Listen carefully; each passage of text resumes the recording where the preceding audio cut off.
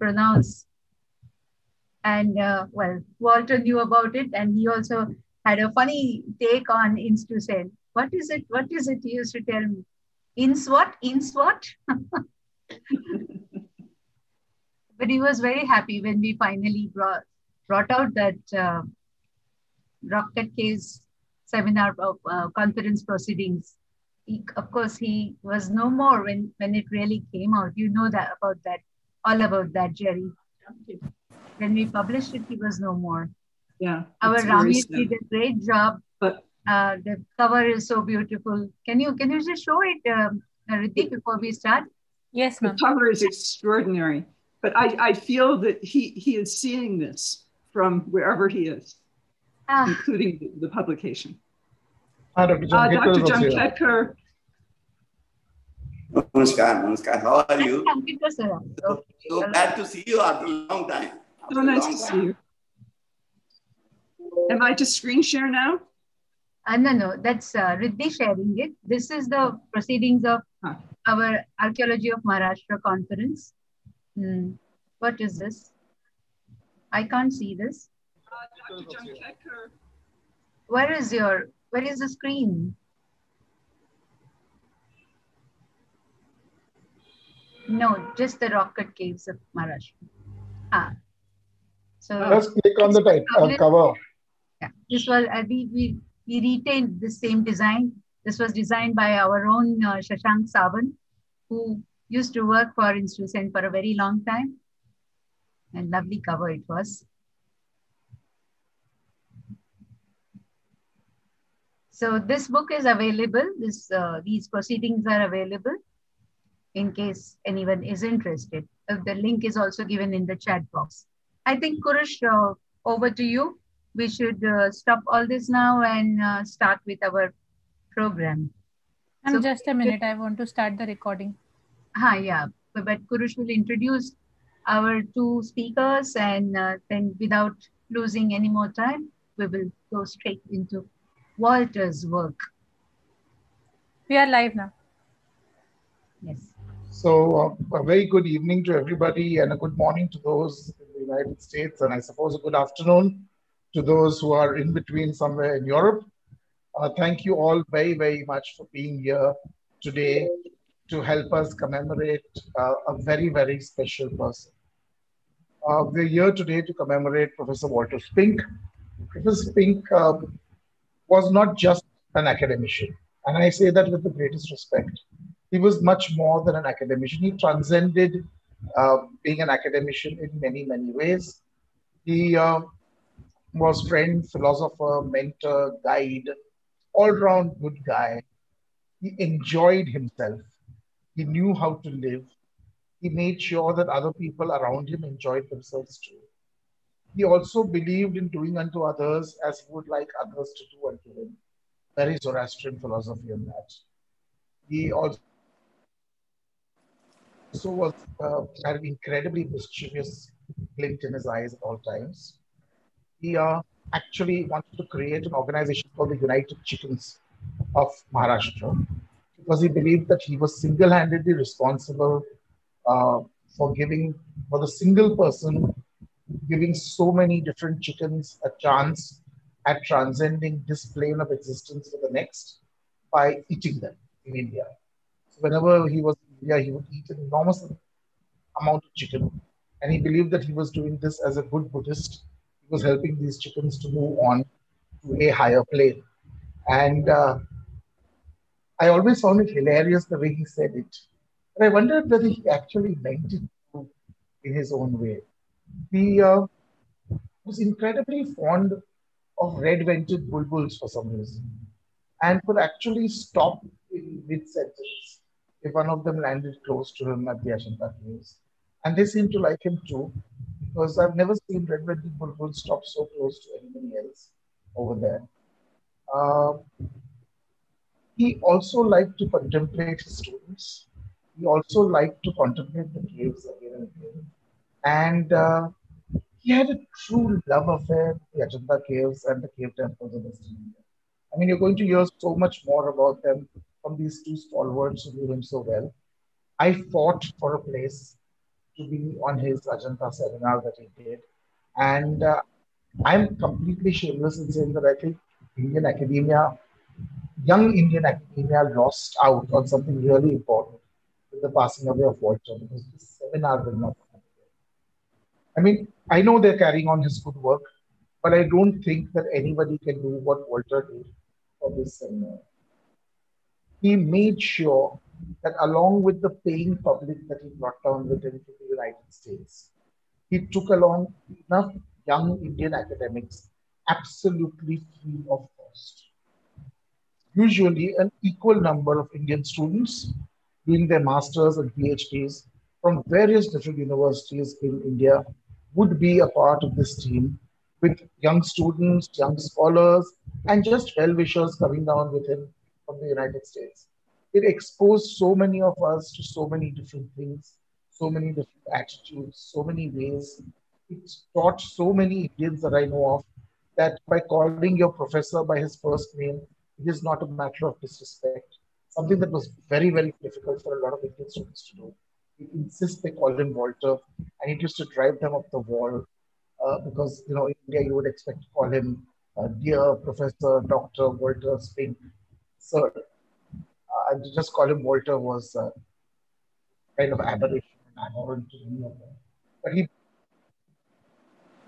broke them down and he made them do this. So that I think was one of those few things that nobody really ever talks about. He also knew the caves in the way no one ever will again. Um, I think I've said too much already on my own and taken up too much time talking about my interactions with him. The last thing that I'd like to say is it was because of him that I met Professor Jamkhedkar. I would have never met Professor Jamkhedkar had it not been for Walter Spink.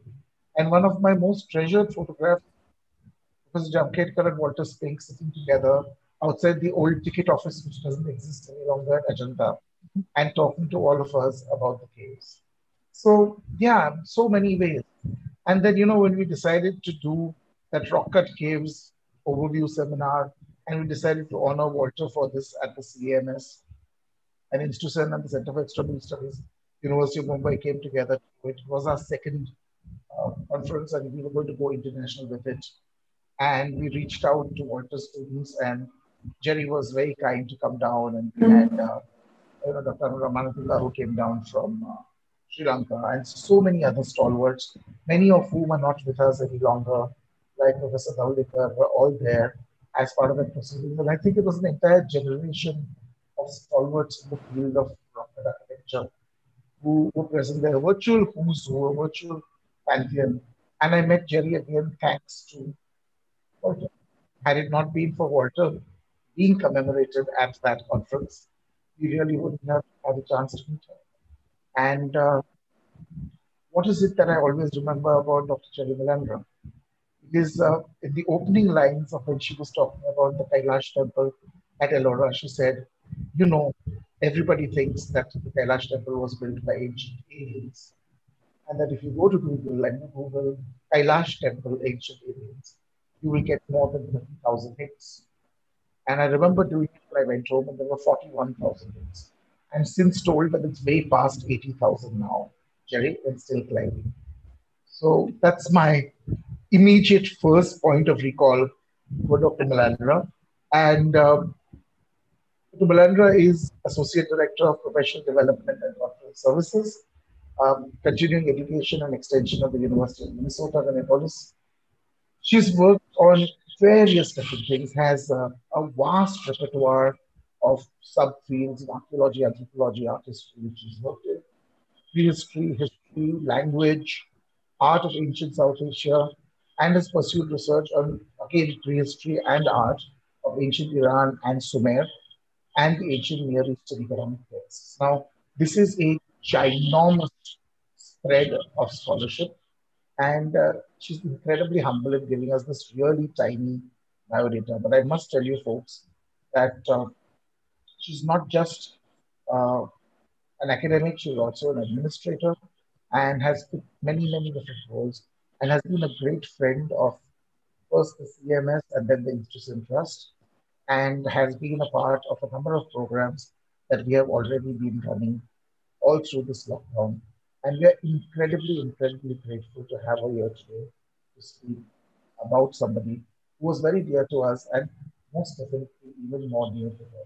So, on behalf of the Institution Trust, thank you very, very much, Professor Malandra, for being with us. And I'll hand over the baton to you. I think I've taken up too much time already. So, I think we need to share the screen. Shall I share the screen? Yes, please.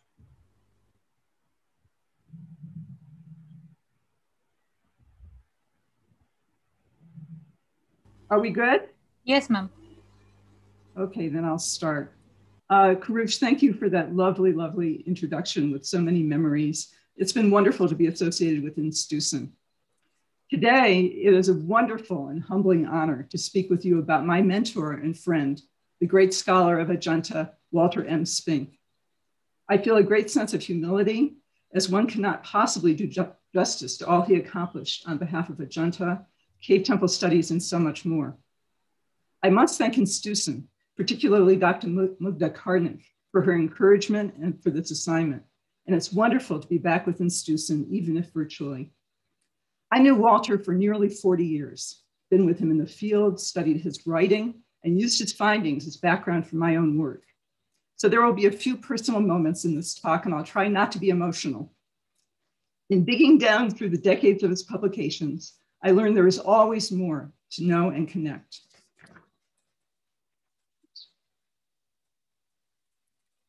The slides aren't moving.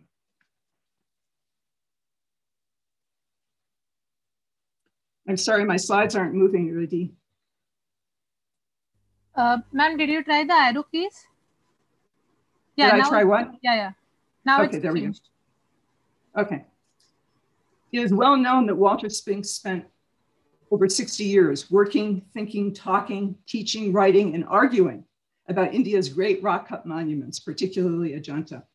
It made a permanent mark on him, and he made a mark on the site as well. I've symbolized this here in one of his shots of the caves with his labels from Ajanta History and Development, Volume 6. That 7th-volume magnum opus is a remarkable final compilation of his latest, constantly updated thinking. Today, I will consider his background, development of his methods, key ideas, and publications. I wanted to understand better how his ideas developed, what was surprising, and how his early work led to his grand finale, AHD. I'll speak briefly about his life before and beyond Ajanta, as Dr. Dalal indicated, because these are salient to his activities and nature as a scholar. I'll highlight key points in the development of his key Ajanta ideas and methods, and touch on the controversies that he sparked. Then I'll dig a bit deeper into Ajanta history and development, its sources, its contents, its unique organization, how it works, its strengths, and a few weaknesses. And finally, to address his legacy, I will briefly touch on the wide impact of and often strong reactions, positive and critical, to his work. There. Dr. Spink is known as a great scholar, but as Dr. Dalal indicated, he was so much more, a great human being, husband and father. He was also an artist, a poet, a seer, and a seeker of truth. Born in 1928, he spanned the generations of the American Depression, World War II, the Korean War in which he served, and the academic and research changes of the 20th and early 21st centuries in America. As a student in the 1950s, his interests ranged from science to nature to poetry. He studied at Amherst College and then at Harvard with some of the greatest scholars of that generation, the art historian Benjamin Rowland, the scholars of world religion and myth, Joseph Campbell and Heinrich Zimmer, and the poet Archibald MacLeish. In 1951, he applied for a Fulbright to study Indian art, and he was the first American PhD student to do so. His 1954 dissertation was on the style and chronology of rock-cut monuments of Andhra Pradesh, of the Andhra period. And during this dissertation travel in India, he first visited Ajanta in 1952. Ultimately, he was to make roughly 50 trips to Ajanta from the 1950s to the 2000s. and he served as a professor at the University of Michigan from 1961 to 2019. I know we have at least one of his students here with us today. In a 2010 interview, he said that his first trip to the caves was serendipitous. He later reflected that he felt he had been chosen to study Ajanta, but didn't know why. He called it a scholar's dream. He described what he saw as unique, startling, unbelievable.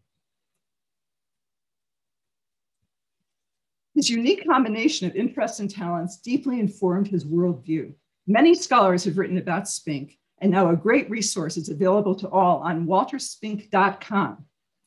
He encouraged questioning and relished dialogue, stating that the debates and disagreements about Ajanta kept him going.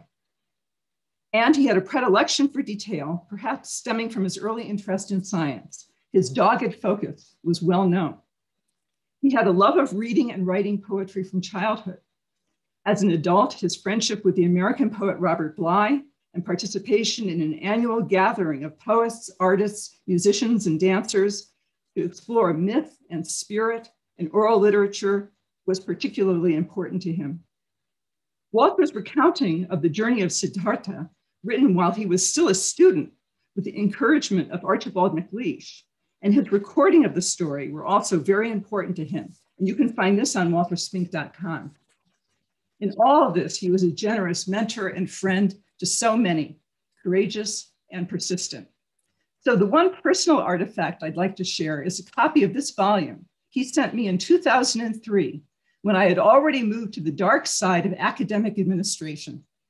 It was a lovely demonstration of his forgiveness for moving off the path and his gentle way of trying to keep me close to it.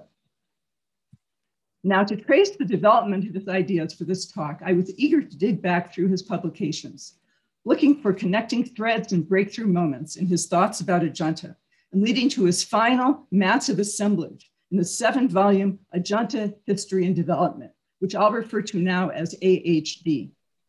Many of the early works I used as a student when we eagerly awaited new articles every year or so, and in my research and writing, but it has been eye-opening to look at the entire corpus. First, I'll discuss what I found in reviewing a very, very small sample of key publications with related time charts spanning the decades from the 1950s to the 2010s. These pinpoint when his views seem to have changed significantly. They also illustrate common themes over the decades and how he continually adjusted even small details in his endless quest to get the story right and to convince others. In the next section of the talk, I'll spend some time on the structure and contents of his 7-volume AHD published 2005 to 2017. This was the culmination of his work and memorializes his inch-by-inch knowledge of Ajanta.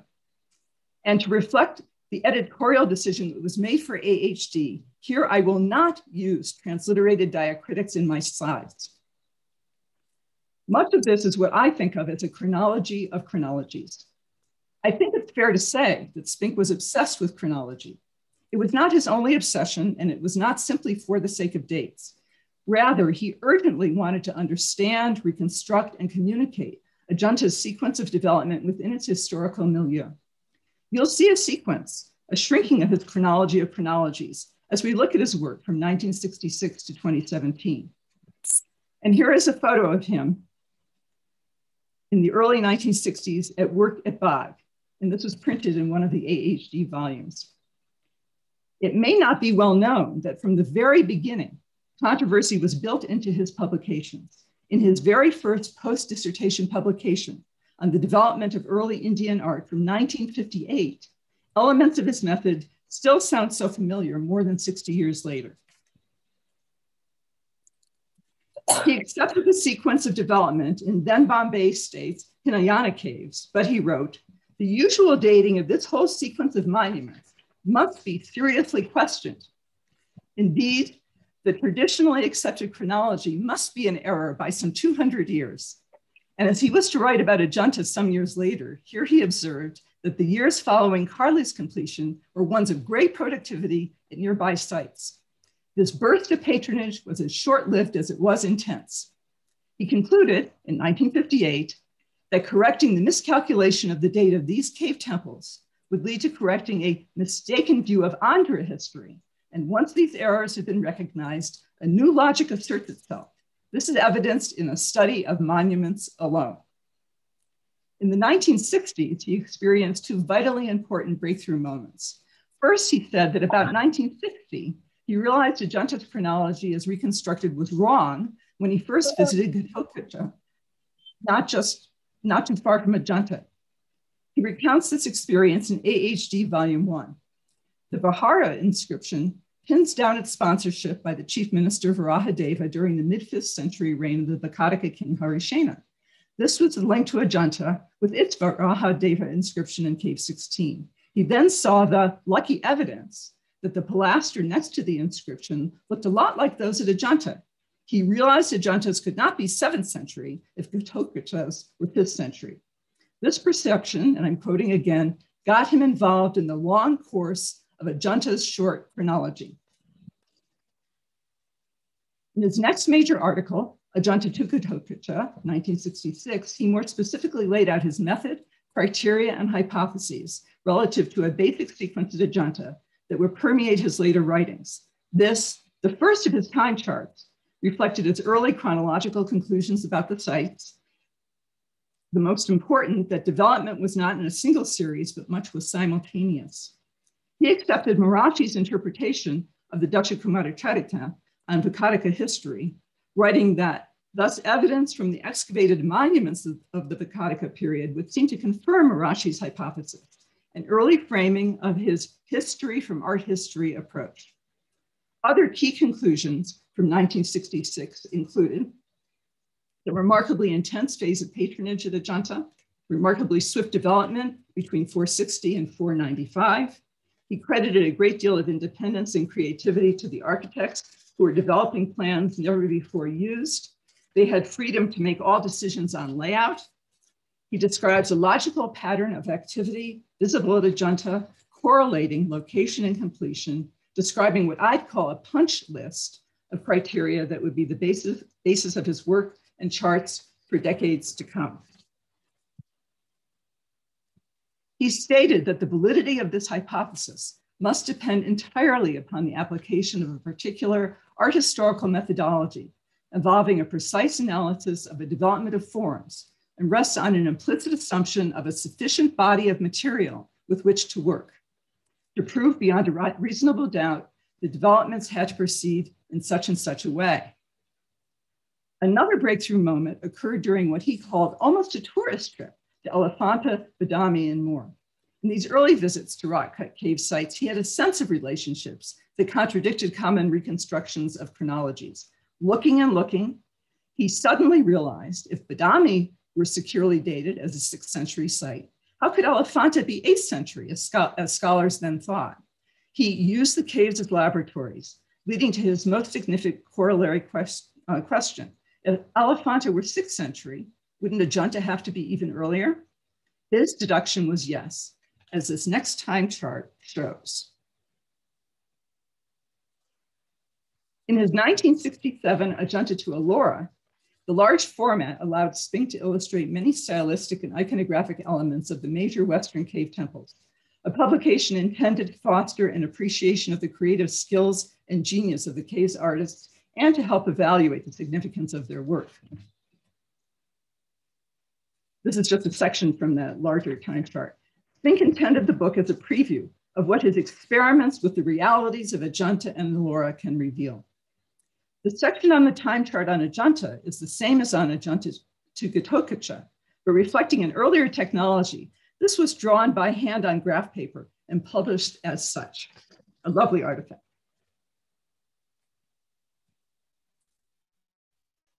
Log features in an eclectic order, comparing them among rock-cut temple sites, architectural features, Buddha images, doorways, and much more.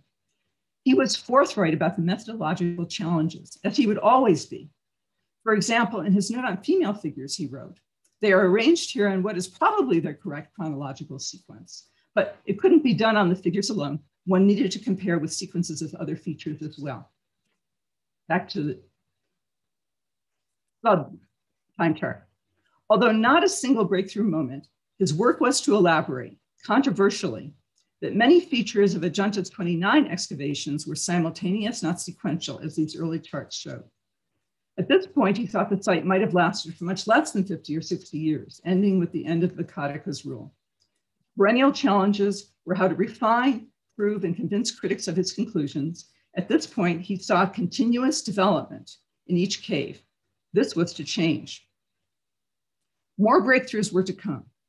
In 1968, just 1 year after Ajanta to Ellora was published, the first of his Ajanta chronology articles came out. This one on the problem of Cave 11. It was not focused so much on chronology, and oddly, there was no time chart in that article. The major change in Spink's thinking and why Cave 11 was a problem was its discontinuity in development in 2 phases. Evidence included the early architectural forms, the completed shrine Buddha image, but incomplete production of pata, the plastered but unpainted interior hall, and more. While the late phase included adjustments to the Buddha image with thick mud plaster and repainting.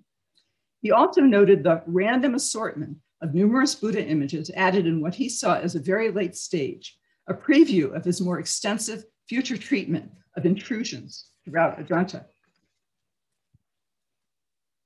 In 1974, he presented The Splendors of Indra's Crown as the George Birdwood Memorial Lecture.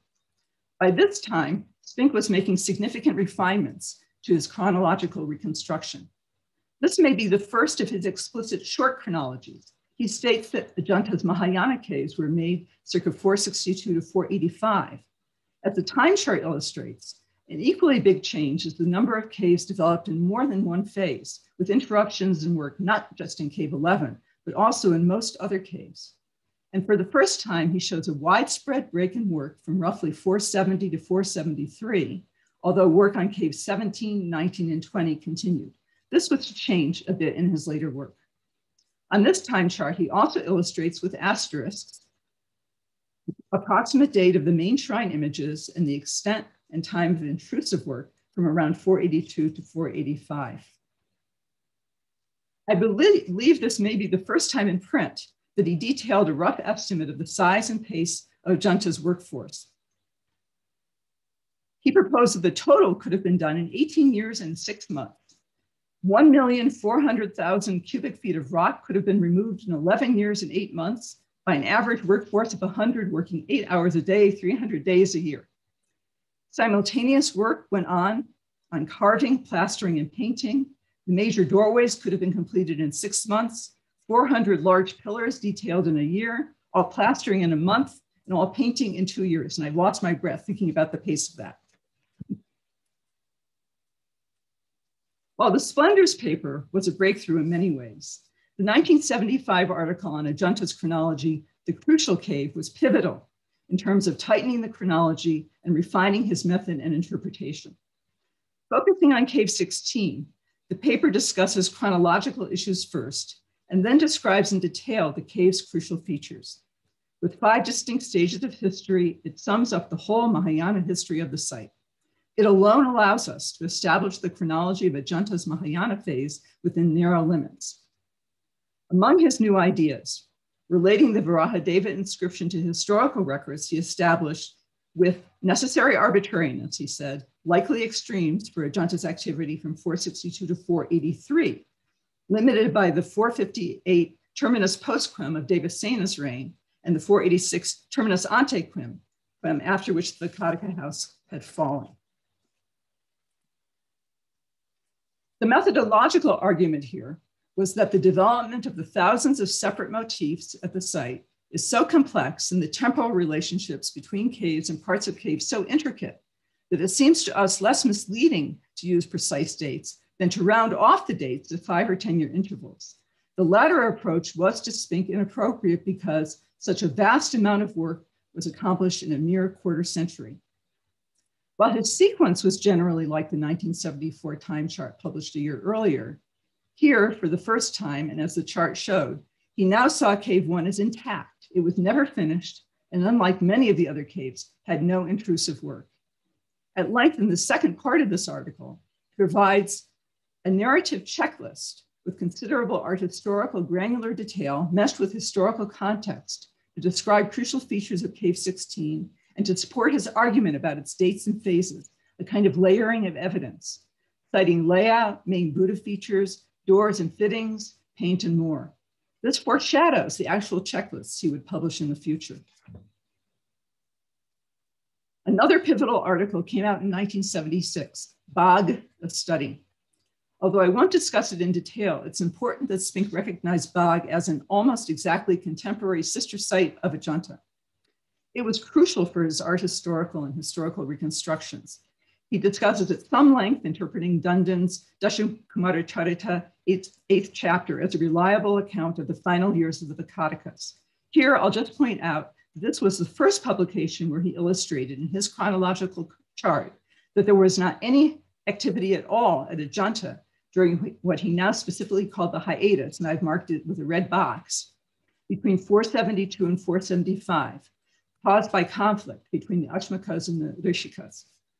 This was the framework he worked in, with numerous adjustments over the next 25 years. Two more chronology series papers published in 1981 exemplify the development of Spink's thinking about Ajanta. If one read The Crucial Cave to learn about Cave 16, Ajanta's chronology, Cave 1's Patronage, from 1981, was the article that dug deeper into Cave 1 as an imperial monument in Spink's framework, the Vakataka Emperor Harishena's cave, the most impressively decorated vihara at the site, with an iconographic program focused on royal imagery. The chronology was shrinking. Overall, he saw the period of formal work contracting in most caves to end by circa 478, not 480 as he did in Bagh, with a corresponding longer period of intrusive work at the end.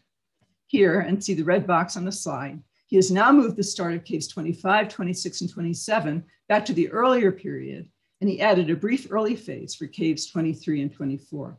And notably, by 1981, Spink had also changed his view on cave 17. Now all work stopped at the hiatus, with only intrusions after 478. While work continued to completion or near completion on many other caves, Spink argues that Cave 1, despite its royal support and meaning, and the painting of the shrine Buddha, was never dedicated and never used for worship. He found no wear on medallion hooks for garlands, no grime from oil lamps, not even a panel cleared on the porch for the expected dedicatory inscription.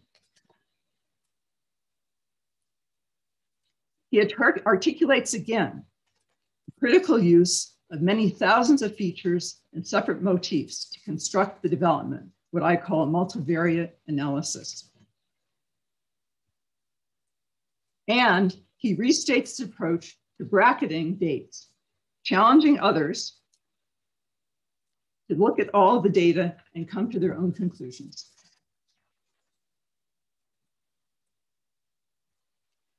The other 1981 paper, Ajanta's Chronology, Politics, and Patronage, using the same time chart as Cave 1, addressed many questions, including how work could be done so quickly at Ajanta and who were the people who were responsible. This article is more descriptive and specific in illustrations, although his mode and basis of analysis had not changed. These themes recur in later publications. He envisioned throngs of travelers, pilgrim monks, and traders who filled the site with life. He reiterated his conclusion that the first patrons intended splendid caves, but had no idea how to go about it. The craftsmen were highly sophisticated artists, but had absolutely no experience in such work, nor were there local precedents in stone.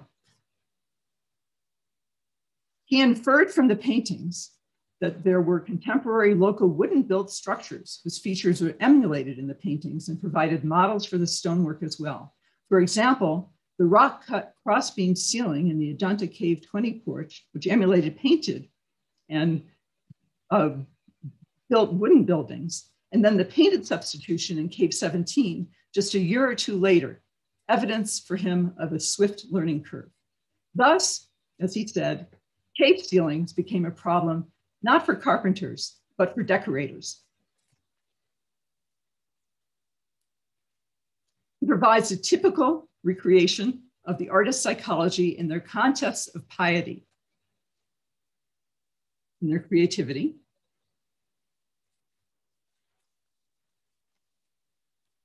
Moving on to a slightly different topic, one of his most significant changes in thinking was explained in the 1985 Ajanta's Chronology Solstitial Evidence, a topic he would revisit in AHD. This paper focuses on caves 19 and 26, asking why the latter was placed at the far end of the scarp and providing numerous details addressing reasons for the original locations and layouts and adjustments in the caves. It seems that Spink was in cave 19 in December 1982, soon after the winter solstice, and noticed that the sun was aligned with the facade, but not exactly. He inferred that this could be intentional, since at the center of the scarp, cave 19 was best positioned to catch the sun's rays. He revisited at dawn the following year on the solstice and saw that the rays were aligned with the center front parts of the cave. He describes how elements of the facade and stupa were skewed from perfect alignment and attributes the errors to the inexperience of the artisans working on this early cave. Looking at cave 26, he found that it was aligned with the summer solstice and contends that its layout was started as early, if not earlier, than cave 19. These caves were, in his words, solstitially complementary. He describes the adjustments needed in cave 26's plinth to ensure alignment, although the facade and interior space were precisely aligned, observing that the rear walls of the companion caves 25, 27, and 26 right wing were aligned to the correction. Conclusions were not reflected in his time charts until a few years later and were updated in AHD volumes 4 and 7, based on remeasurements that he made in 1990.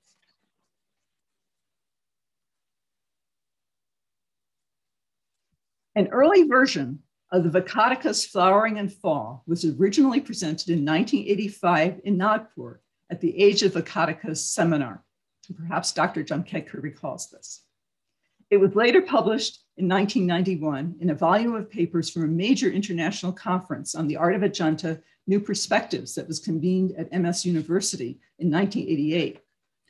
Flowering reiterates at some length his arguments on sources, history, and the chronology of Ajanta's development. He considered it his most thorough justification for Ajanta's dating, as he wrote in Archaeology of Ajanta, published in 1991. The time chart introduces significant changes. For instance, and I've marked this in red, he now reflects the early starts of cave 25 and 26, as he laid out in Solstitial Evidence a few years earlier. Spink also contributed notes on Buddha images to the 1988 volume, summarizing his responses to critiques about his reconstruction of the development of shrine images in caves 1, 2, 4, and 17. And appended to this paper is a 3-page checklist showing the first introduction of various features of Buddhas. It is a succinct visual summary of the layered relative chronology upon which Spink's overall chronologies and developmental reconstructions were based. And it's a preview of similar checklists that he used in several of the AHD volumes. And looking at the other end of Ajanta's trajectory, he observes that by 479, at the 11th hour, when original programs were abandoned, the intrusive helter-skelter images added in many caves were made by the same artisans who had worked on main projects earlier. And he reiterates his argument that Ajanta remarkably supports the validity of the Dasha Kumara Charita to history throughout the Deccan, writing that some of his interpretation is admittedly somewhat conjectural.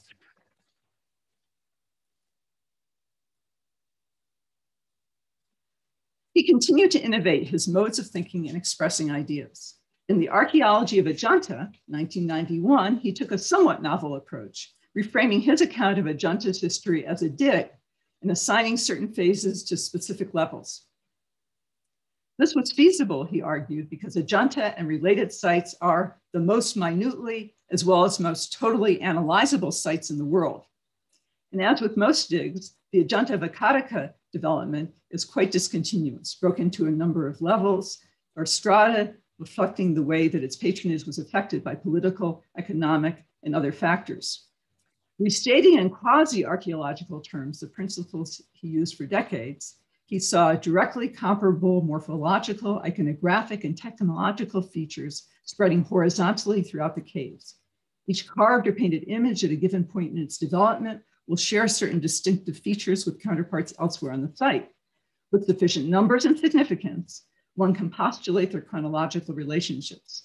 Vertically in time, each feature can be studied as it emerges, evolves, is changed or vanishes over time. This is event-driven, not annually defined time.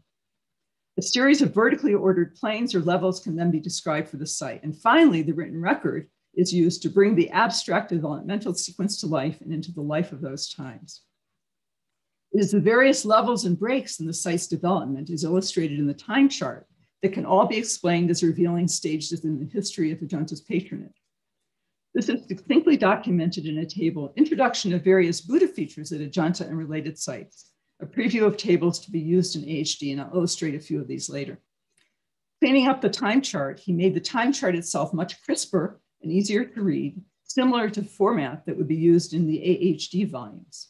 It now gives dates by year rather than dot separators between 5-year increments and connotes the specificity of timelines that in the table's footnote, he states are close approximations with a margin of a year or two to be allowed.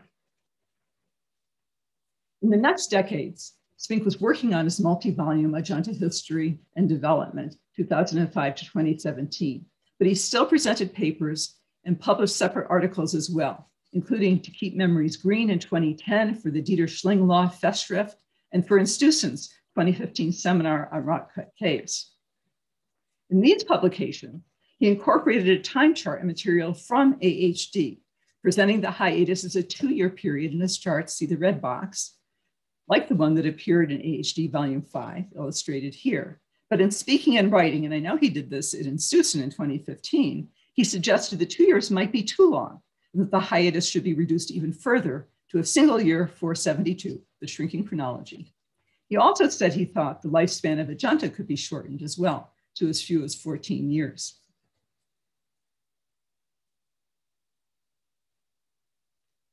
The final shrinkage appeared in AHD Volume 6, published in 2014, where Spink presented his next to final time chart with a single year hiatus in 472, see the smaller red box. And there was to be one more extraordinary transformation in AHD Volume 7, published in 2017, when his colleagues reconfigured the presentation to mimic almost in 3 dimensions all the information transposed to the schematic arc of Ajanta itself, with dates across the bottom, cave numbers around the top of the arc, and development of each cave in rays. Now, I've used these time charts as a map of Spink's development of ideas, but all of his work, and certainly AHD, is about much more than chronology. So I'd like to sum up, before I turn back to AHD and get into it in a little bit more detail, I'd like to sum up what happened in the first 5 decades. From this very small sample, I believe some of the key ideas and methods are as follows. His advice, and he said this to me personally as well, to many other people: look, look, look, work, work, work, and think, think, think. He said it in Stutzen in 2015, it is staggering what we don't know. There is more thinking and working to do. When I interviewed him in 1989, he told me, you can't know too much. I believe this is the key to the Spink School of Ajanta Studies. He gave precedence to the site as the best text about itself and argued that art history could and should inform history drawn from texts. At the same time, he deeply engaged with inscriptions, historical texts, and the work of others to develop, promote, and test his ideas.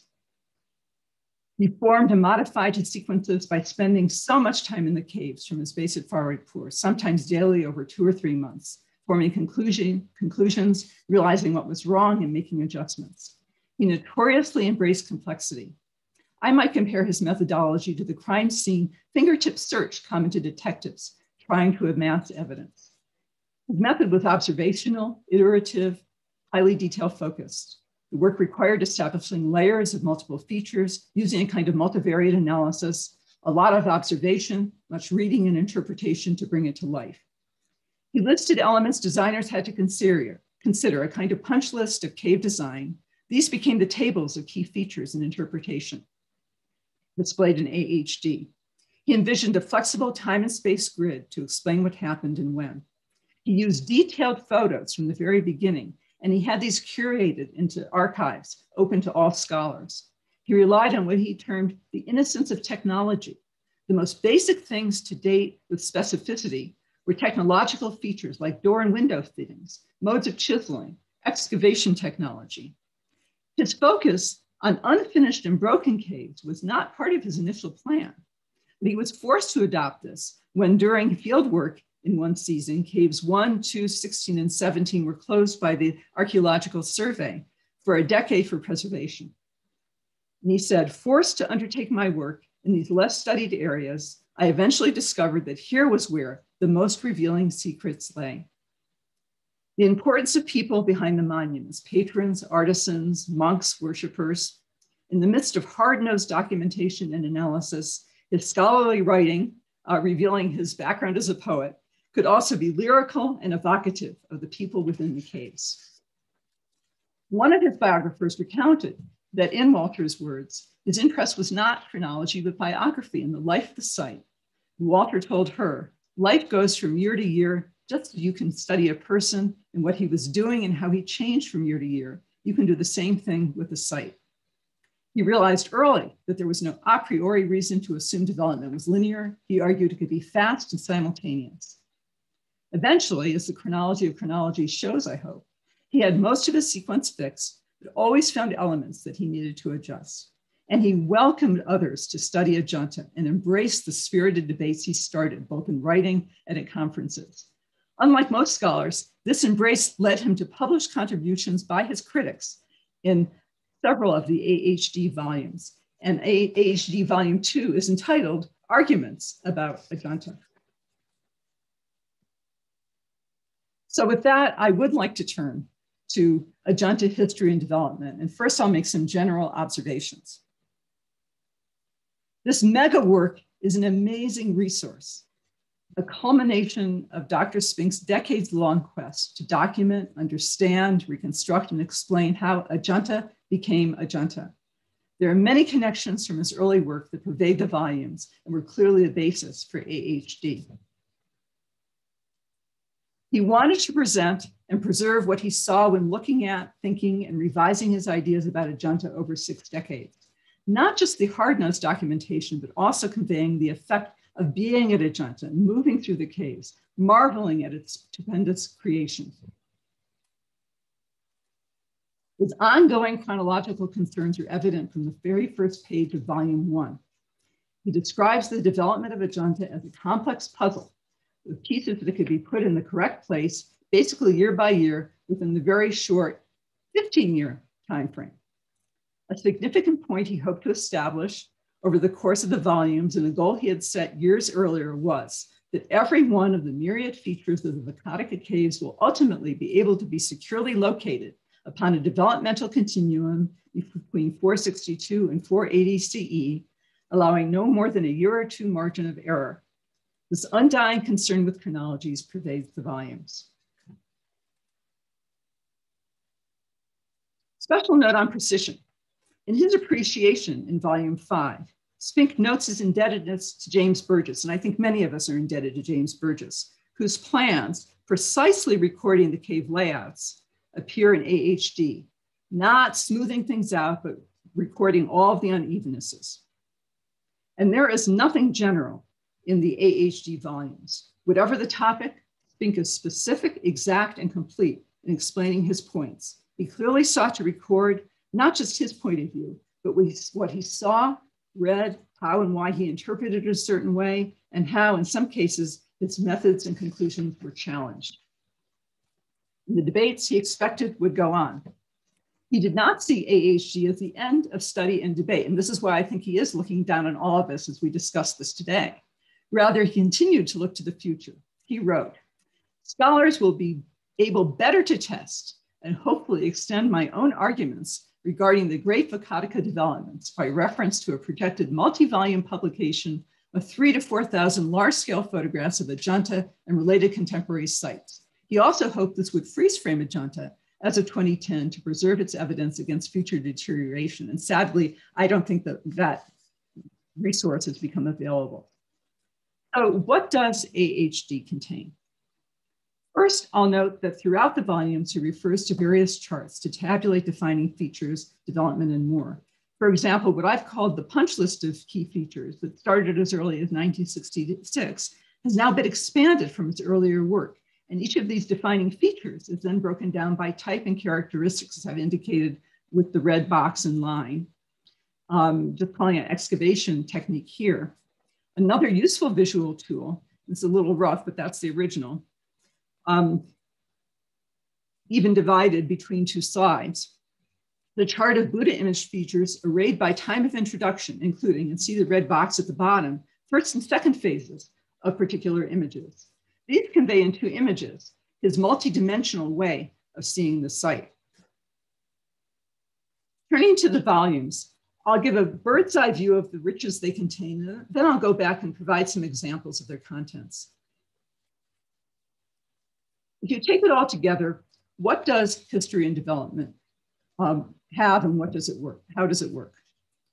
The reader may not be inclined to start on page 1 of volume 1 and read straight through to page 416 of volume 7, but I can tell you it's well worth the effort. Wherever one starts leads to connections across all of the volumes. Spink sought to engage readers in Ajanta as a site, in the art historical and historical evidence, the arguments about its development, and the human side of how the site was used. I should point out here that as Brill publications, they are costly. Ebook versions, which I've been using, are available for somewhat less cost, and many academic libraries do have them. Like Ajanta itself, the volumes could be considered as layers. Most of the development of the title of art historical discussion and illustration in volumes 3 through 6 is sandwiched between the history in volumes 1, 2, and 7.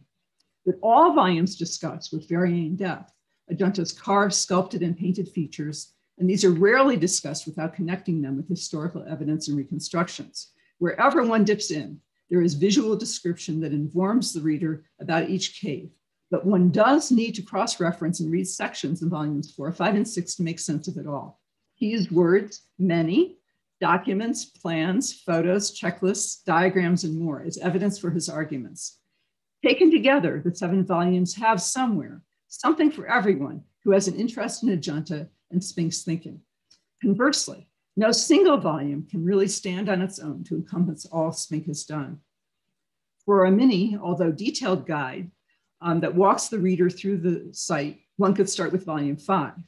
But for a focus on the site cave by cave, again, start with volume 5, but sections in other volumes also have shorter discussions of particular caves. For a chronological view and explication of the cave's planning, excavation process, and development, volume 4, the caves year by year, is best. For an in-depth examination of intrusions that are so important historically and art historically, first look at all of volume 3, Arrival of the Uninvited, but also sections in volume 2. For fascinating granular detail of the defining features and analysis that support Spink's reconstructions, volume 6 on defining features is the place to start. And to drill down further, focusing on cells and cell doorways, there's an excellent section in volume 7. For in-depth historical reconstruction, arguments, and critiques, definitely read volumes 1 and 2. For original historical sources, volume 1 has reprinted the early translations of cave 16, 17, 26, and Ghatotkacha inscriptions, as well as a handy translation of Vishruta Charita. Very usefully, volume 2 has a complete new critical edition of all 99 inscriptions found at Ajanta. Time charts are found in volumes 4 and 5 with the older 2-year hiatus, and volume 6 with the older format but 1-year hiatus, and 7 with the latest spectacular 1-year hiatus. For many wonderful photographs and graphic summaries of data, feature checklists, site and cave plans, go to volumes 4, 5, 6, and 7. And as I've mentioned, AHD contains important and useful tabulations of the layers of core evidence that Spink developed over the years, from reconstructing historical events, introductions of various Buddha features, to door fitting modes, and so much more. So that quick summary really does not do justice to this work. So I'd like to follow with, just to give you a very brief flavor of what is in each volume.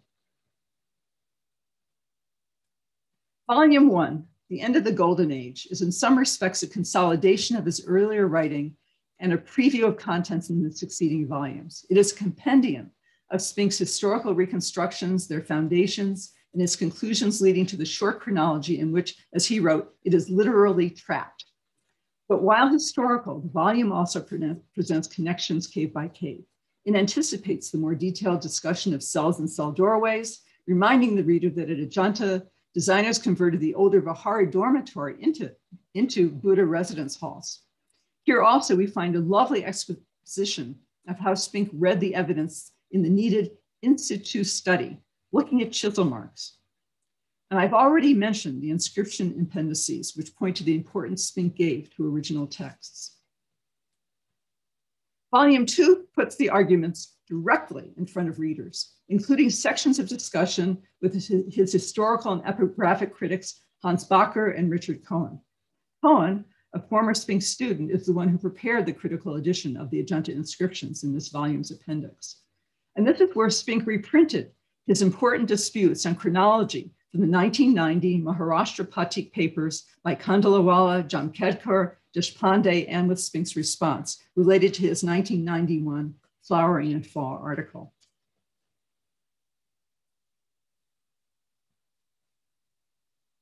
And he has consolidated and updated ideas about patronage that he first wrote about in his 1981 patronage articles. Volumes 1 and 2 clearly show that the disputes about evidence and chronological historical reconstructions were not to be resolved. In the spirit of what I would call full disclosure, Spink's approach was to include the other sides in these volumes so that readers could draw their own conclusions. Turning to volume 3, The Arrival of the Uninvited, published in 2005, it's all about intrusions, and most important in laying out the physical, visual sources and rationale for his reconstruction of Ajanta's final years. After all of the prose and dialectics of volumes 1 and 2, this volume is a refreshing change of pace. It discusses intrusions cave by cave based on Spink's deduction that immediately after the Vakatika's fall, new donors invaded the site with their own merit-making votive images, placing them in the most desirable locations still available. And there was a helpful checklist of sculpted intrusions in volume 4 that is a good cross-reference. Here is just one example of the painted intrusions in cave 2. And by the way, all these photos I've taken from AHD. And a contrasting example of the many well-known sculpted intrusions carved on the cave 26 facade. And all these photos and commentary are from volume 4, volume 3, and include these types of informative notes. Now, volume 4, Painting and Sculpture Year by Year, is where we find an integrated discussion about Ajanta's features as Spink visualized and documented their development chronologically. Within this volume, short essays address key topics that support the chronology, from the evolution of cell doorway fittings, aspects of patronage, to the decoration of caves. I should note that discussion is chronological, but the illustrations are in order by cave, which makes them a little easier to find. Each section covers roughly 1 year from 460 through late 480. In this volume, volume 4 houses all of the cave plans, summary tables, and a large portion of photos for all of AHD.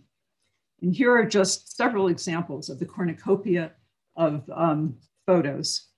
First, an early example of a Buddha from cave lower 6, a later Buddha image, shrine image from cave 2, and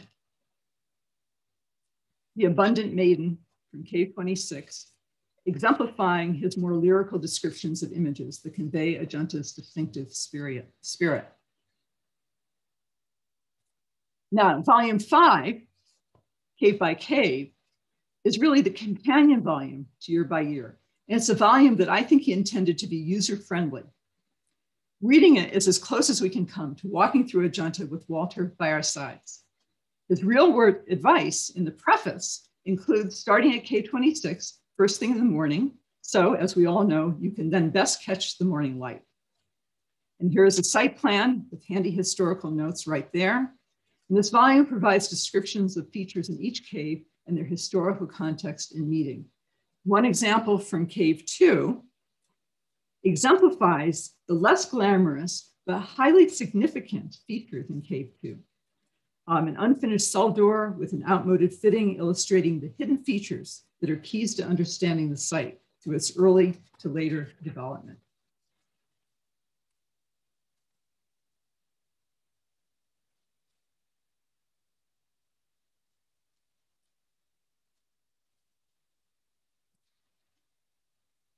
Defining Features, Volume 6, starts with a sobering observation on the effect of war on Ajanta.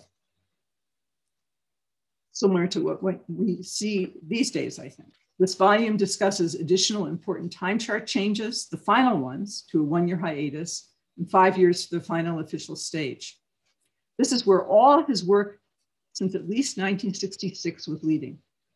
But the primary focus is architectural and sculptural features. These discussions illustrate one of Spink's most distinctive qualities as a scholar. He seemed to see, record, and remember everything, describing and referring to it all in his multi-layered analyses.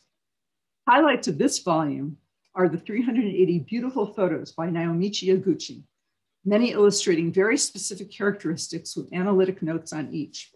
And I'll use just a few images to illustrate this. First, an early image of a Buddha from cave 11.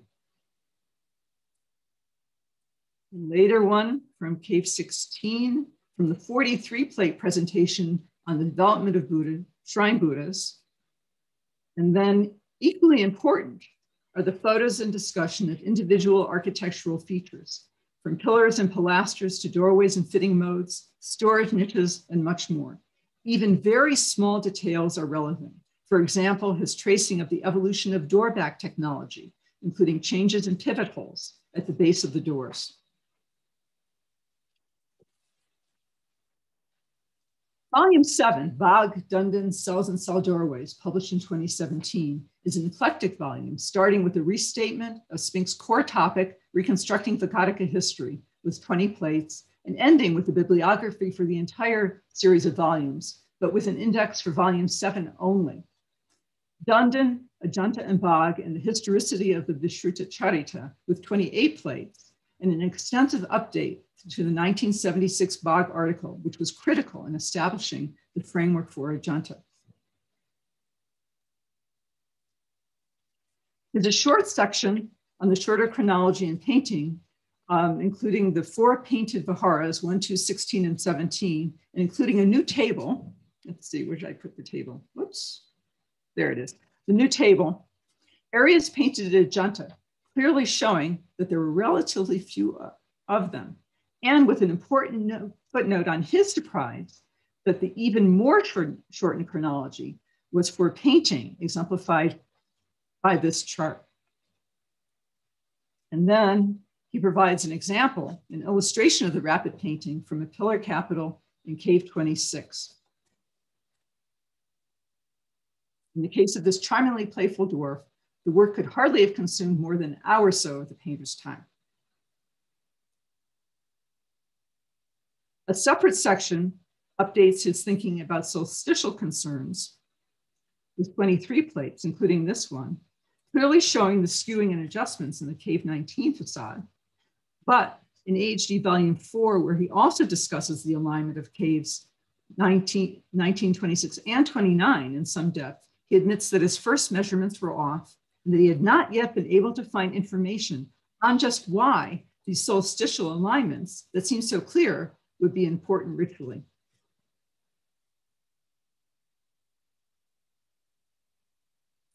The detailed, fascinating study of cells and cell doorways with 57 plates expands on defining features covered in volume 3. He was able to assign specific dates almost year by year as he hoped to each cell. This is just one example. The red boxes mark the dates and the doorway types. And in this volume, he also includes important details on life at Ajanta. A total cell count table tabulates 185 completed of 354 planned. At 2 resident monks per cell, the site could have housed 370 potential residents. And if all the cells had been completely built out, it might have accommodated up to over 700, a very large site indeed. And then again, documenting small features This section emphasizes the point that small, easily missed details matter in reconstructing how the site was used.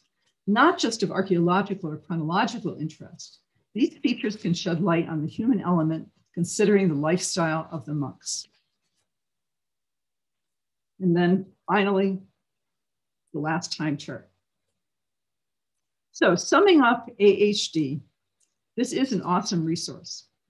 Spink's obsession with detail fueled an elaborate series of multivariate synchronisms that he used to prove his nearly day-to-day chronological and historical reconstructions. This relied as much on evidence from features in unfinished caves as on evidence from finished ones. A great partisan of the Dashakumaracharita, he asserted that practically point-by-point synchronisms are correct between the text and historical data he gathered from inscriptions and other sources, as long as one could assume that Harisena died on a particular date. This mode of interpretation relied on some basic assumptions. An extremely active royal patronage at Ajanta, worked that it was extremely responsive to that patronage. The driving force behind the patronage was at least as much political as religious. Patronage was explicitly sensitive to political change. Many aspects of the physical development of Ajanta happened simultaneously. And of course, in work of this scope, Ajanta, and over time, nearly 6 decades, all is not perfect. Although topically focused, each volume cannot really stand alone, even with a fair amount of repetition of historical, theoretical, and material evidence.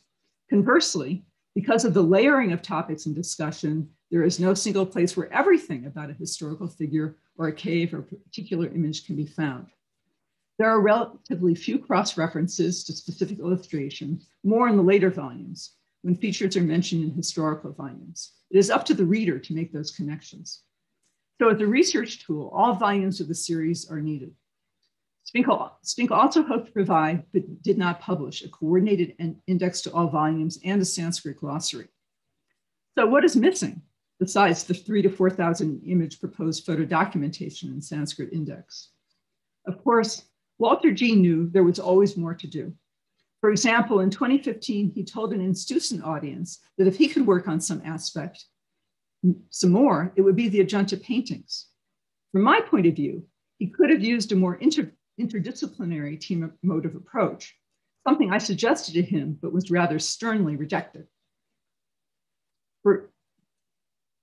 His work might have benefited from textual or historical, archaeological, and anthropological information about the technical aspects of stoneworking and painting. This might have shed light on practices that would illuminate the assumptions on which he based his very fast developmental reconstructions and chronologies. So turning very briefly to reactions and impact. First, it's worth recalling that the history of Ajanta studies has a foundation in bitter disagreements. As just one example, in the 1870s and 1880s, James Ferguson and Rajendra Lala Mitra engaged in a bitter debate about Ajanta's dates. I think Spink tended to treat his critics diplomatically. He welcomed dialogue and debate, invited critics and students alike to look at all the data and challenge his conclusions. He included his critics' arguments in AHD, and harking back to his 1981 challenge in Cave 1's patronage, he reprinted a challenge in AHD Volume 3 that he used to present to students to test for themselves his analysis of intrusive paintings in Cave 2. The dilemma was that the elastic edifice, based on controversial readings of just a few key historical texts, could not be completely proven, nor contradicted absolutely based on the same facts. Hence the debates over many decades. As his student, colleague, and critic, Richard S. Cohen, succinctly put it, and I'm quoting Cohen, Spink derives his absolute chronology by reading a relative chronology into a historical framework derived from 2 verses in the Ajanta Cave 17 inscription. And Spink continued to make adjustments to the end, shortening the hiatus to 472, extending the final phase of formal development by 2 years, based on his sense from so many years of study that more time was needed for that last phase. Ultimately, he adopted an agree to disagree stance on his critics. Of course, there are so many other points of view and contributions to Ajanta and cave temple studies, and there is no reason to expect universal agreement. on such a complex set of topics. Many, many modern scholars of Ajanta have been and are working in contrasting ways for varying purposes, and that's a subject for a different paper. Walter Spink's forceful, precise, often gripping vision has been compelling if controversial. The art historian Joanna Williams wrote that in the controversy about the dates of Ajanta caves, the suggestions of Walter Spink are focal. She wrote this in 1982, and I think that's still true.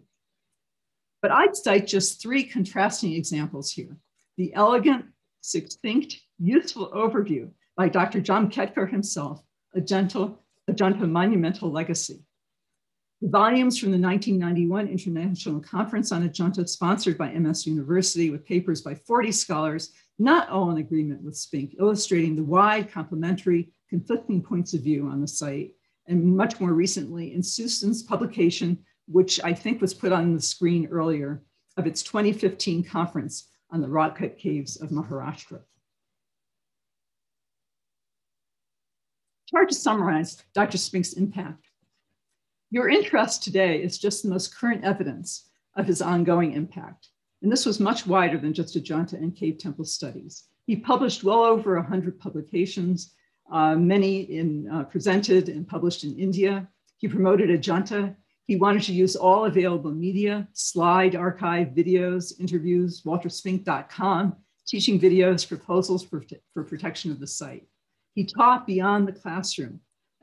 I think Dr. Dalal already mentioned the amazing Ajanta site seminars, which went from 1975, involving many American, South Asian, and other students in field work. And service to the field, the American Council on South Asian Art as an organization, the American Council on South Asian Art slide sets, 84,000 slides that made the results of field work across South Asia, not just cave temples, available to all scholars, and his presence at conferences around the world, leadership in 30 scholarly organizations and journals, and dare I say, in our hearts as well.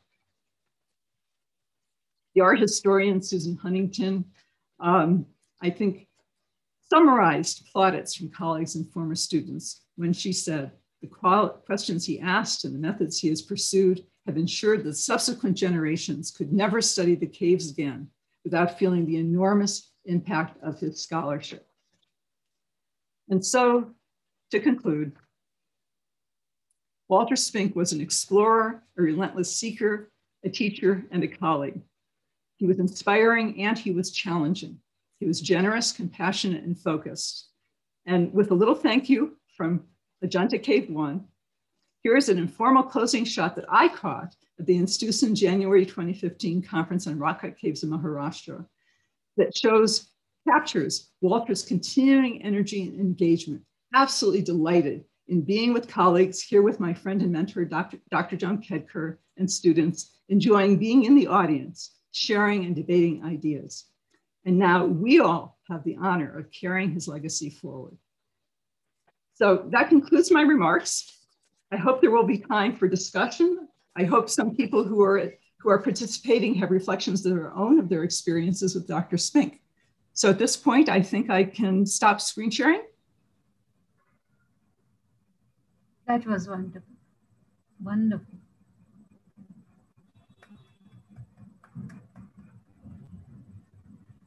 Now I'm emotional.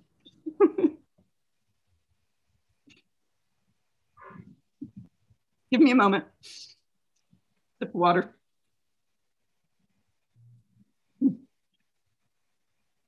This is what he did to us. He sent us on epic journeys, and then we had to catch our breath.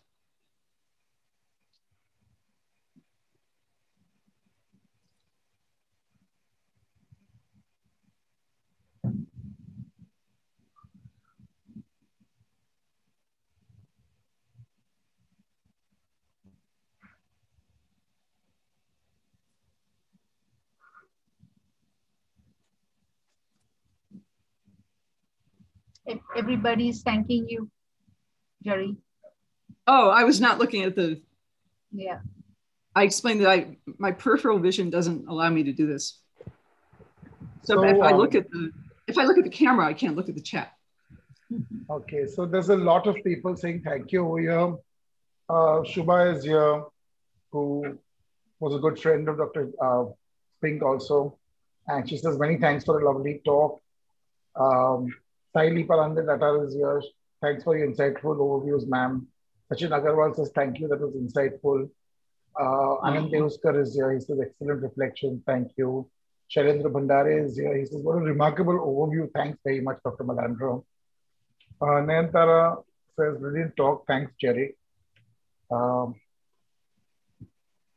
Dhairya says, incredible remarks. Thank you very much, ma'am.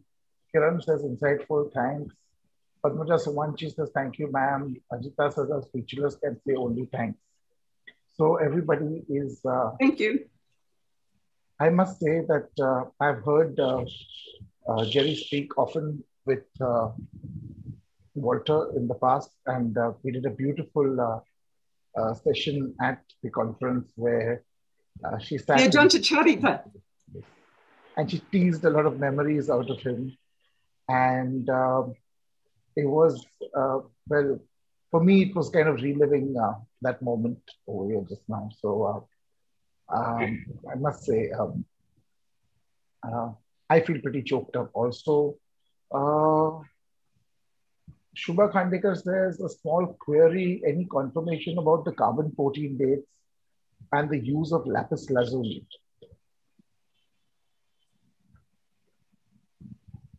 Jerry, would you like to answer that?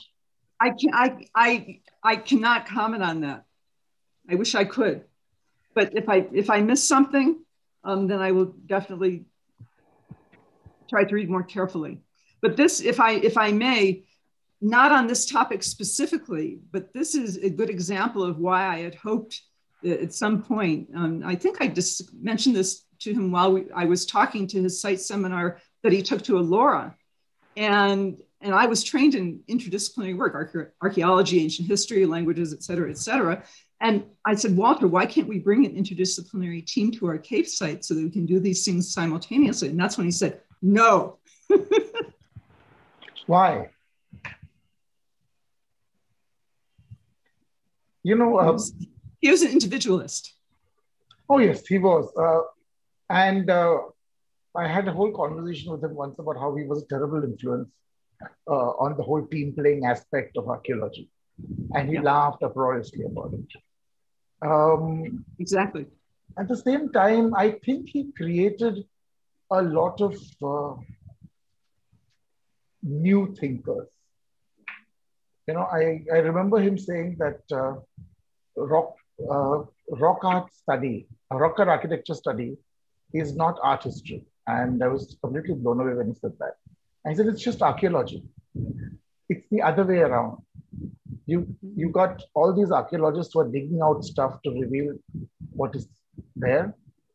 Here, we have to put back stuff to understand how it was before it became like this.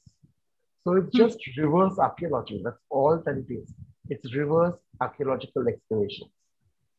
Well, you know, I think the continuum from ancient history to art history to archaeology probably deserves a seminar of its own.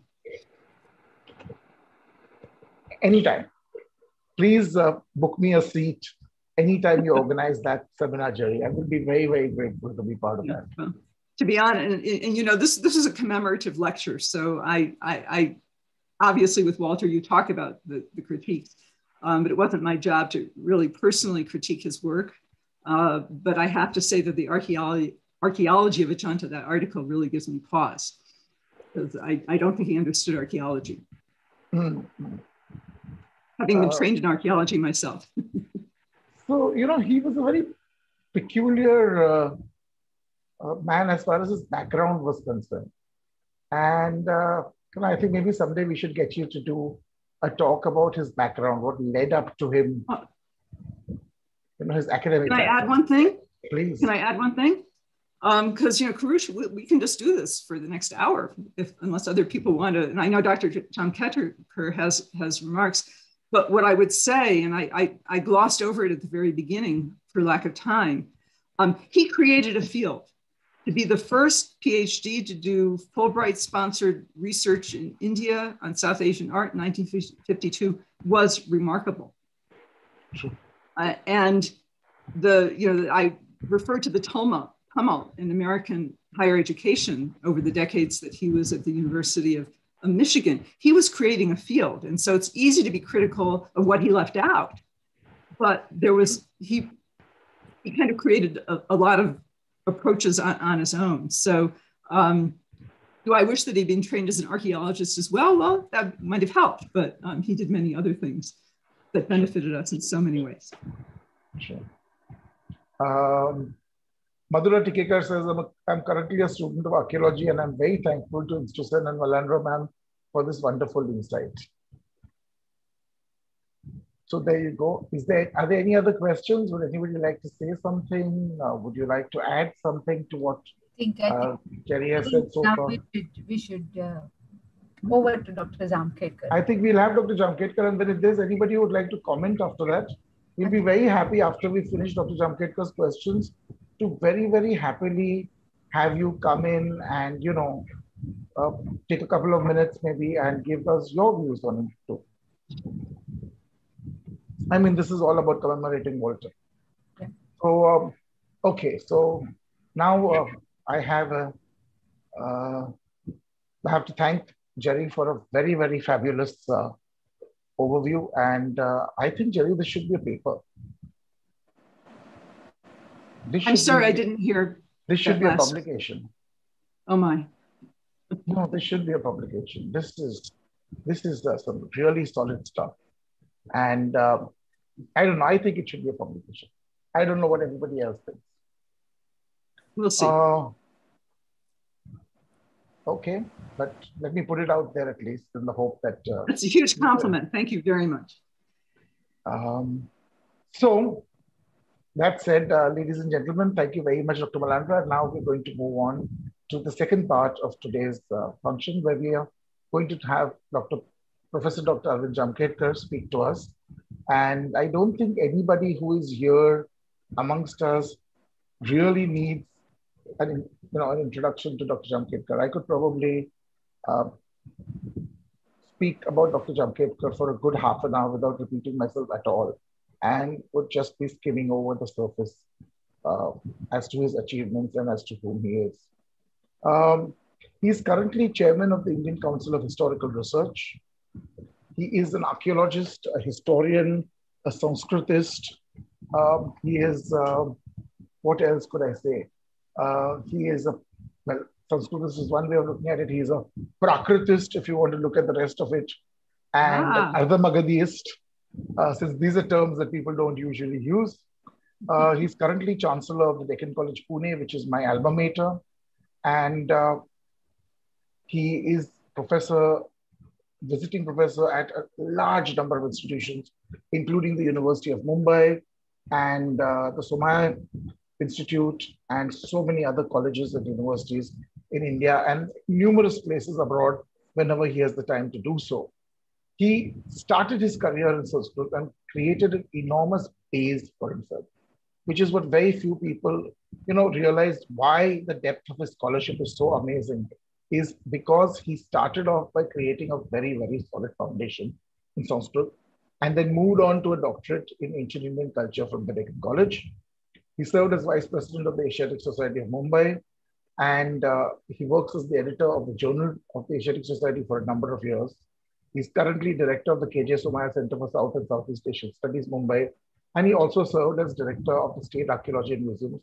In fact, before the current director, there was a 25-year hiatus of a qualified archaeologist after Dr. Jamkhedkar left the State Department of Archaeology. So I must say to you all folks that I've known Dr. Jamkhedkar for a very, very long time now.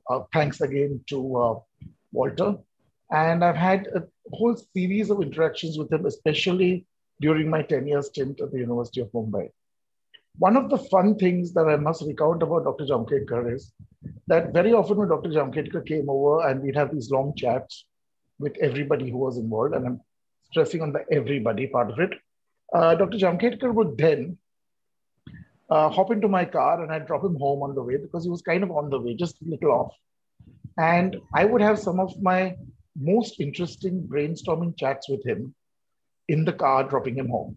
So I seriously and sincerely look forward to dropping him home. And if there's one thing I miss about not being at the university, is not dropping him home for the last year and a half. There was almost nothing that we did not talk about. And he would be incredibly frank and give me his opinions. We didn't always agree about things, but that didn't stop us from having an opinion and from being civil about talking about it, which is something that is, almost disappearing, if not has disappeared in Indian academia. So Indian academia no longer really has that kind of joy of academia for the sake of academia and the ability to say, this is my view, that's your view. I don't agree with you, but I can agree to disagree with you. So this is something that he has always epitomized for me. And there are the oddest days when I have all kinds of problems and I'll call him up, some of the most ridiculous things where I cannot find a solution. And it'll take him about 2 minutes to cut down to the heart of the matter. And I remember once asking him something as mundane as why do we use the word paus for rain in Marathi and varsha for rain in Hindi? How does that work? And I had a 2-hour conversation with him on the etymology of these two words. And we went all over and he would bring it back. And then we would go all over once again and he would bring it back. And that was the amazing thing, that is the amazing thing that is Professor Jamkhedkar to me. And I realized that Marathi was not true to Sanskrit when it used the word paus, that Hindi was. And that kind of made me chortle a lot at the thought of all those Hindi scholars and pundits thinking how refined their language was and how Sanskrit-based it was. And here were us, poor Dakkani Maharashtrians, Prakrit speakers, who actually seemed to be getting a firmer grip on the actual Sanskrit terminology and using the correct word for water falling from the sky as opposed to anything falling from the sky. So this is just one of the kinds of conversations that I've had with him. We've discussed art history, we've discussed architecture, we've discussed archaeology, we've discussed his contemporaries, we've discussed his teachers. And as I said, there's a lot of stuff that we've discussed, which I'm never going to be able to discuss with other people till a lot of people are safely dead, but never mind that too. So with that, thank you very, very much, Dr. Jamkhedkar. You, of course, had an amazing interaction with Walter. And I remember you all arguing and I remember you all disagreeing with each other and Walter trying very hard sometimes to shave off 6 months or a year from his chronology and you hammering back at him on it. And those are some really, really happy memories that I have of the two of you. So without wasting any more time, I'm going to hand it over to Dr. Jamkhedkar and we'll have him share with us his views and his memories of his friend Walter.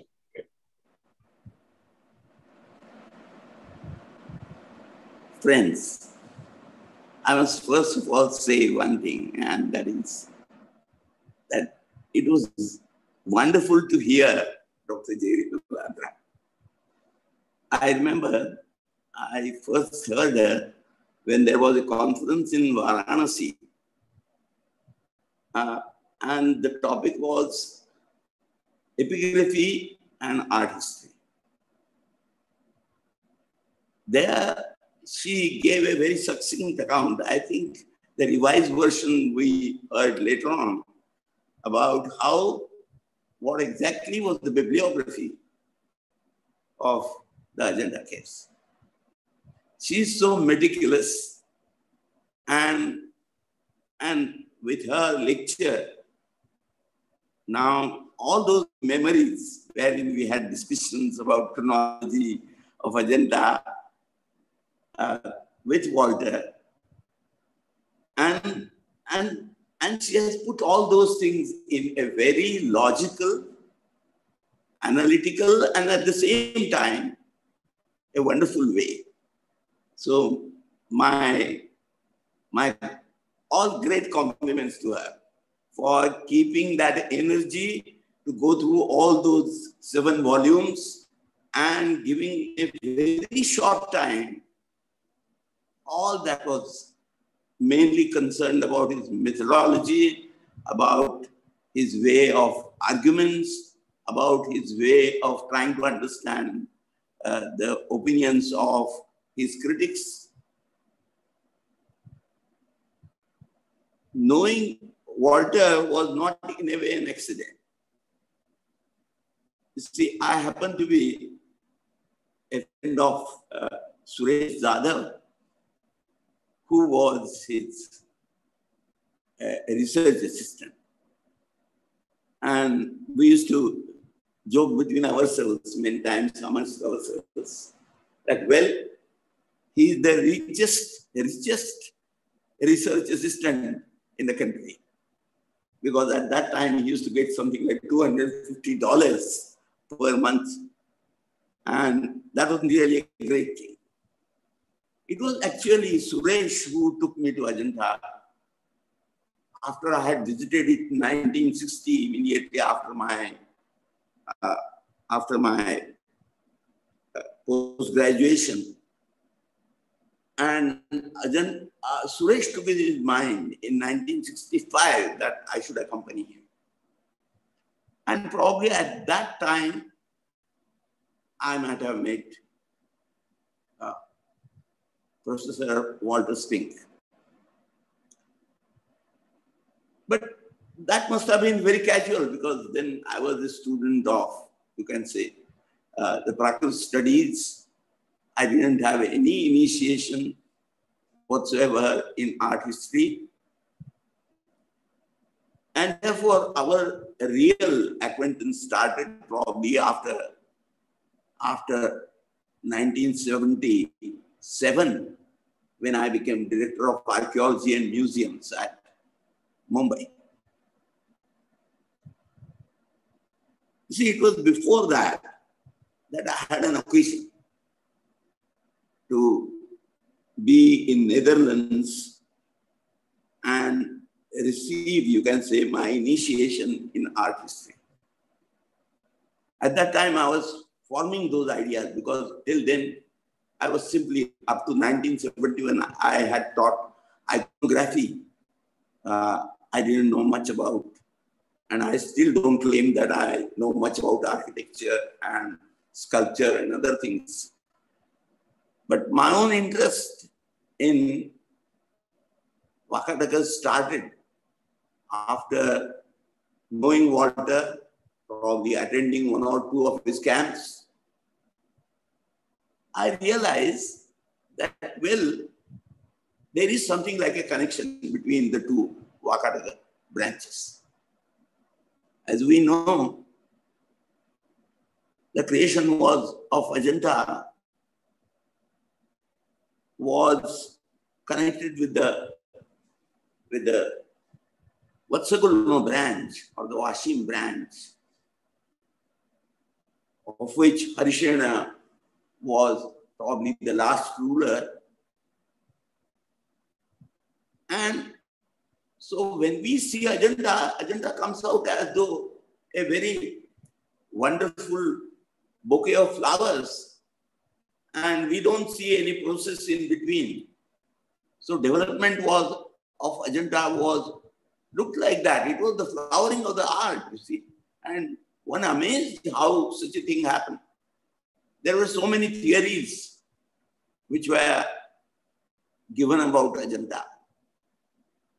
It will be dull actually to refer to some of these things.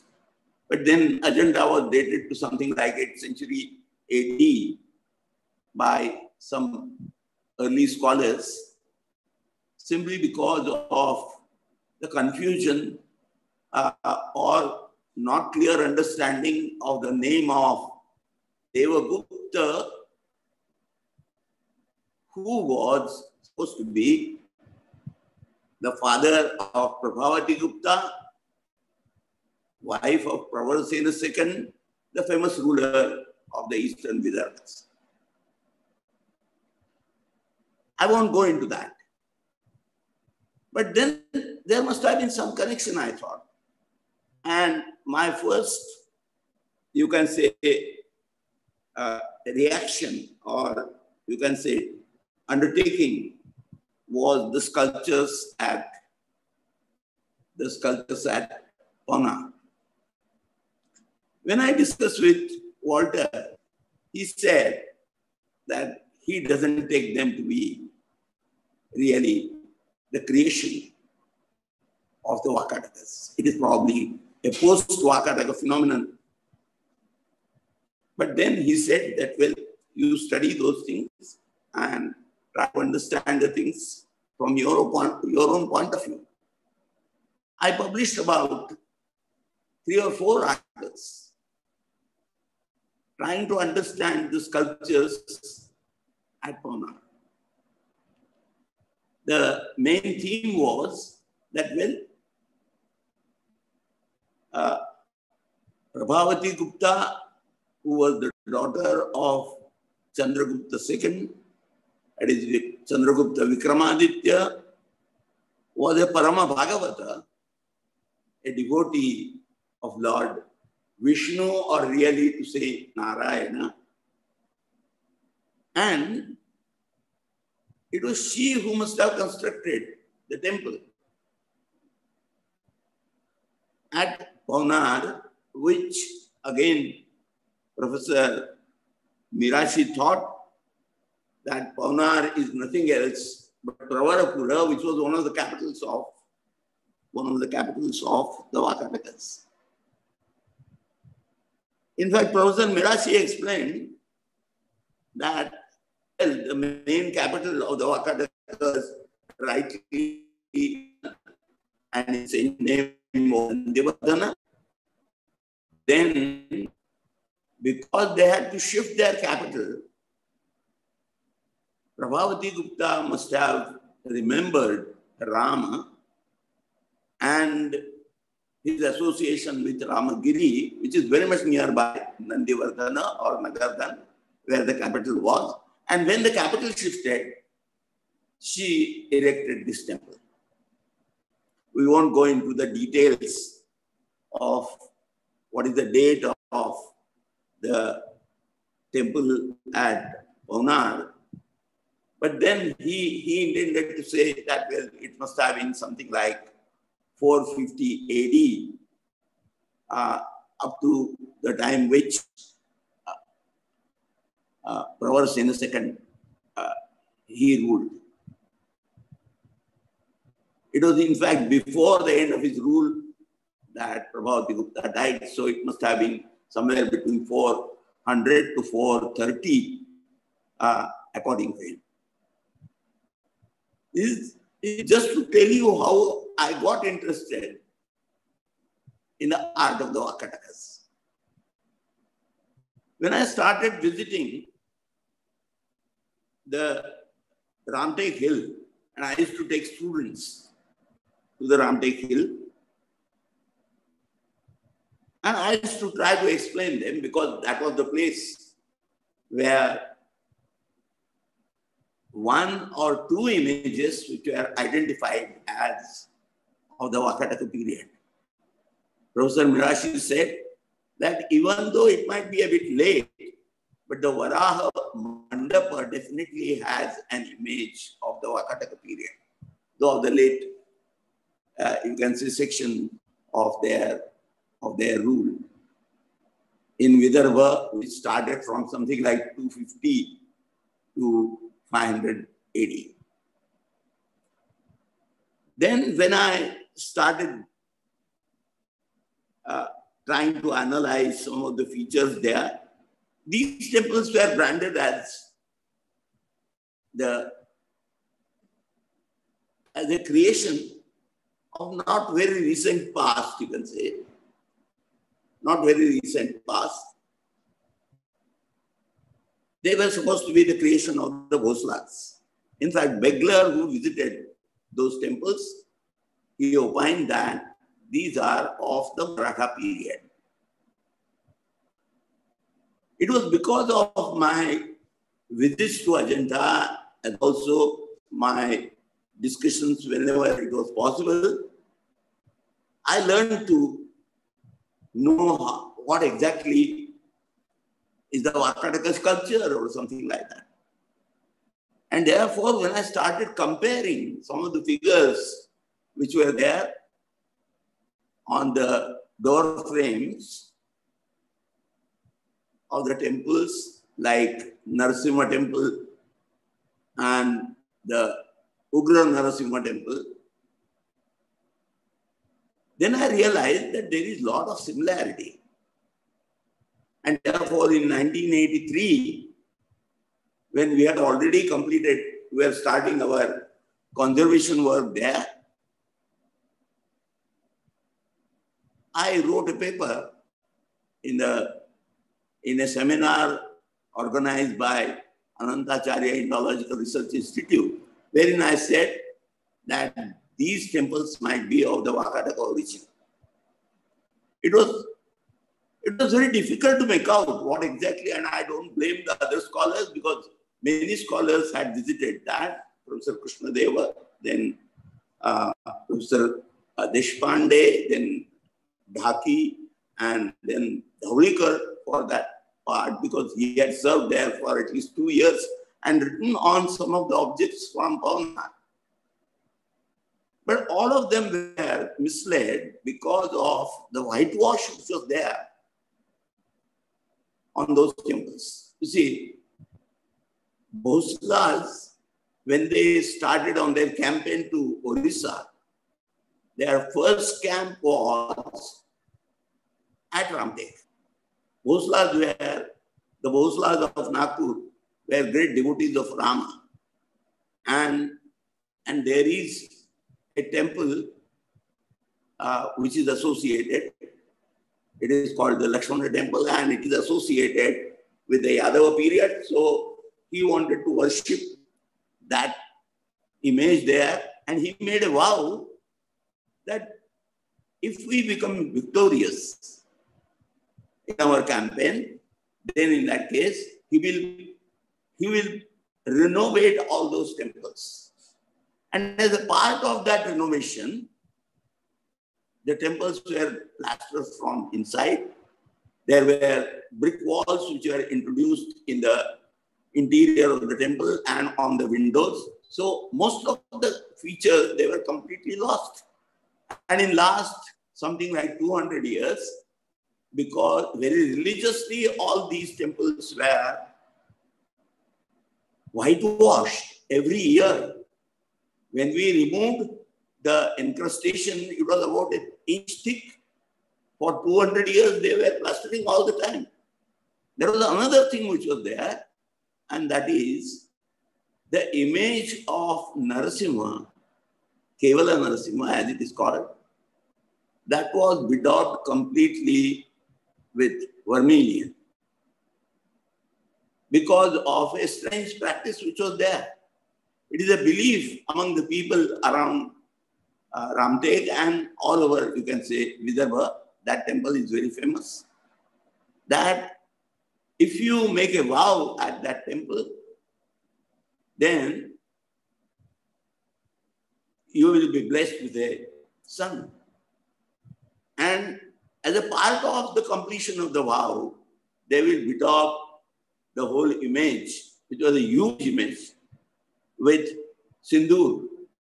And then there was an incrustation about 2-inch thick, and it had become so thick that it was getting away from the main image. So many times even rats used to go between the cavity which was there on that cover. It was called khol in Marathi, very pertinently and appropriately.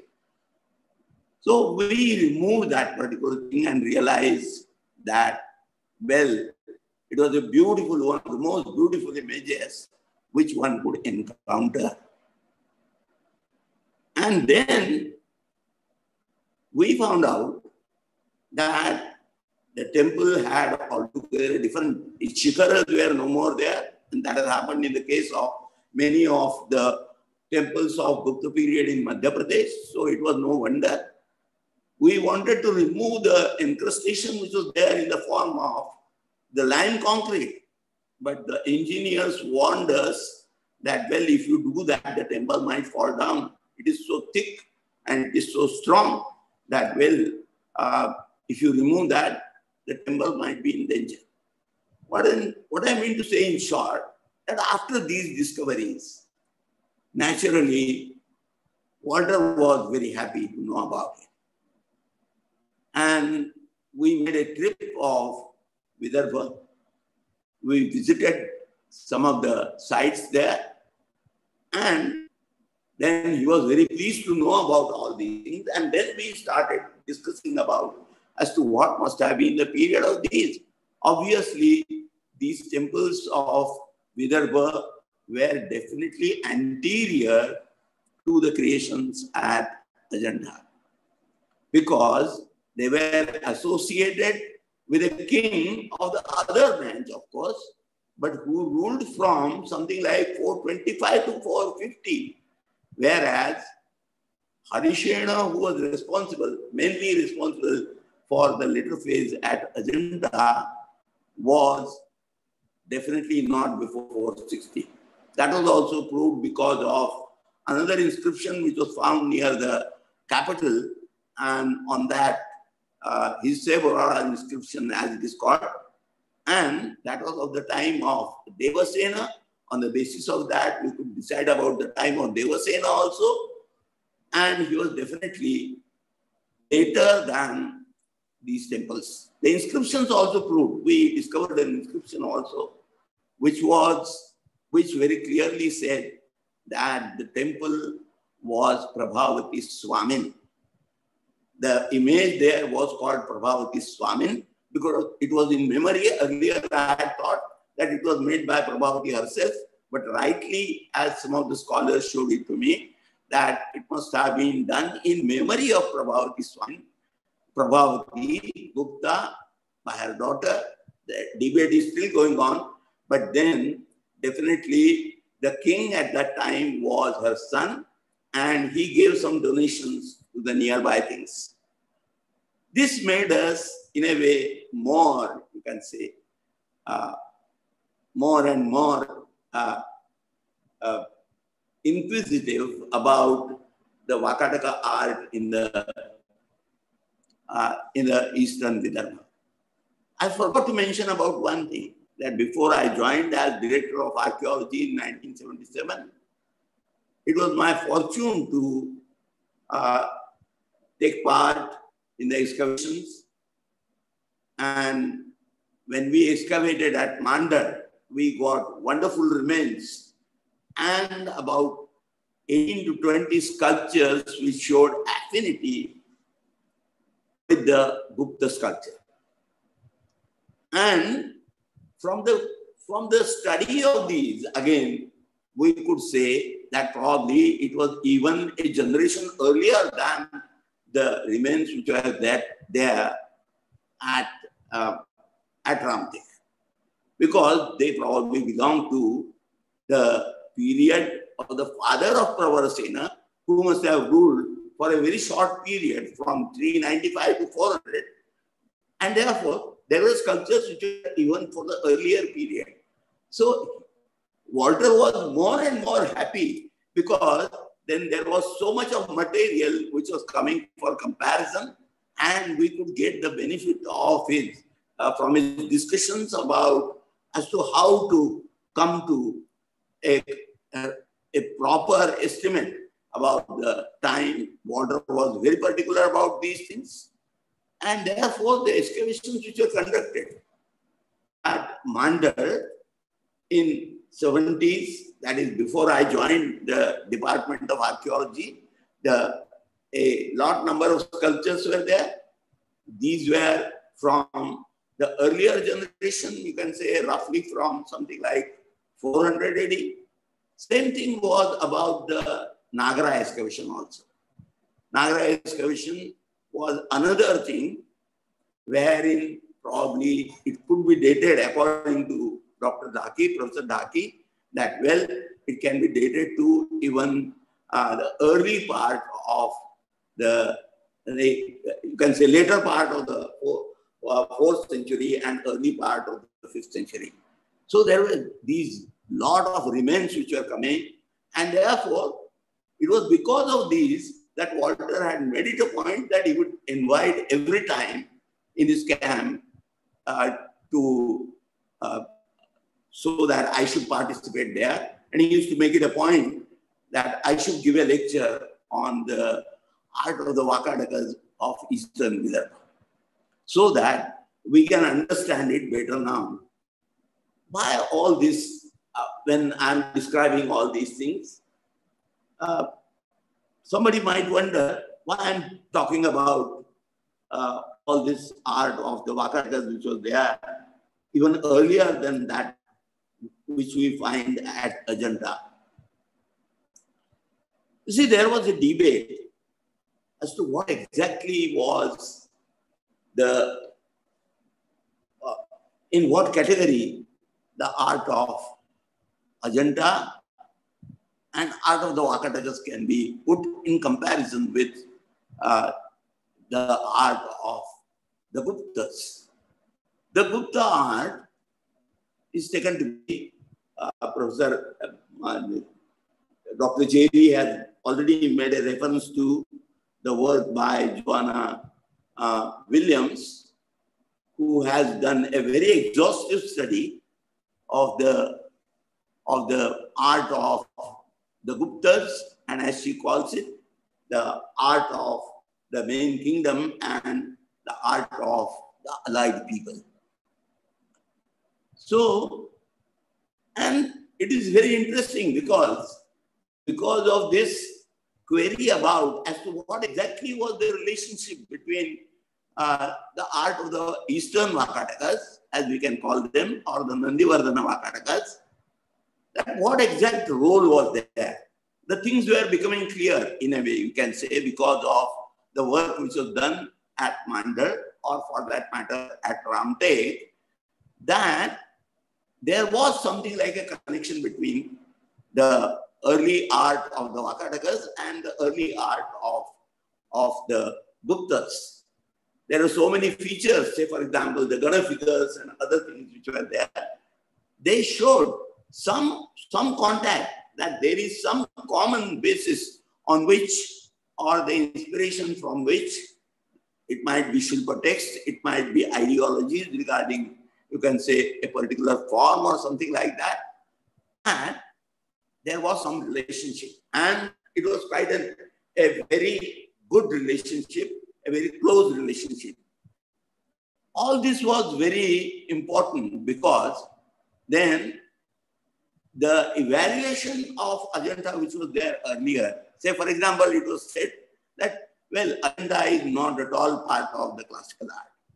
In fact, one of the very great scholars from Bengal, he said that, well, because of their ponderous nature, because the ideal Gupta art was always at Sarnath, wherein that Sarnath Buddha was a very beautiful light figure. And as compared to that, Ajanta was ponderous figures, and they were not ready to accept Ajanta as part of the, you can say, the classical art of India. But then the relationships, because of these excavations, they became more and more clear. Because of the Gana figures, they compared very well.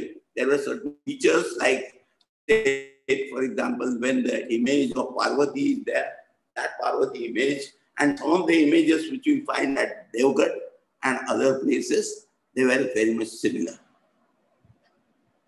There was another factor which came up, and that was regarding, you can say, the dating of some of these monuments.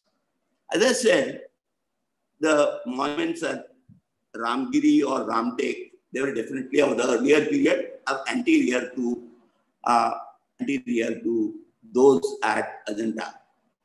During our trip to Vidarbha, when we went along with Walter, we visited also Pathur. Pathur was an enigmatic place. It has been, actually the cave has been described by Ferguson and Burgess in their volume, but dealt with very cursorily, obviously because there were so many confused records which are there and one cannot make out It didn't have any impressive type of architecture also. But then when I visited and brought it to notice of Walter, Walter was very pleased and he visited the monument. And then after examining that, he came to the conclusion and said that, Arvind, I'm so glad that you have brought my attention, drawn my attention to this particular cave, because now I will to some extent modify my own observation. His observation that, well, while explaining Ajanta, he used to say that there was something like a hiatus, and that was accepted by all scholars. And the phase 2 at Ajanta started anew. In fact, there are arguments, and Geri, of course, referred to those arguments that people were taking to cutting of the rock anew. Many of the things were imitative of the woodwork which they must have seen at the capital of Vatsagulma. They were more acquainted with working in brick and wood rather than directly in stone. And therefore, he always used to say that, well, his start is afresh. These people were experimenting. But then, after seeing that, he said, to this extent, I will have to modify that, well, this cave is definitely of the period of Devasena. That is father of Harishena. So there was some, you can say, antecedent. It was not started all of a sudden. The artists at Washim, they were acquainted with the carving of the caves also. So this way, in a way, the relationships were becoming more clear that, well, in their own capital, they were experimenting with rock-cut caves. And with our work at Ramtek, we could see that this type of rock, cutting the rock for making temples, was very much there during the earlier period also. That is, you can say in the period of Pravarasena also, because there are different types of temples which are there at Ramtek, about 6 temples. 2 Kevala Narasimha, 1 Kevala Narasimha, other Rudra Narasimha, the Mandapa of Varahadeva.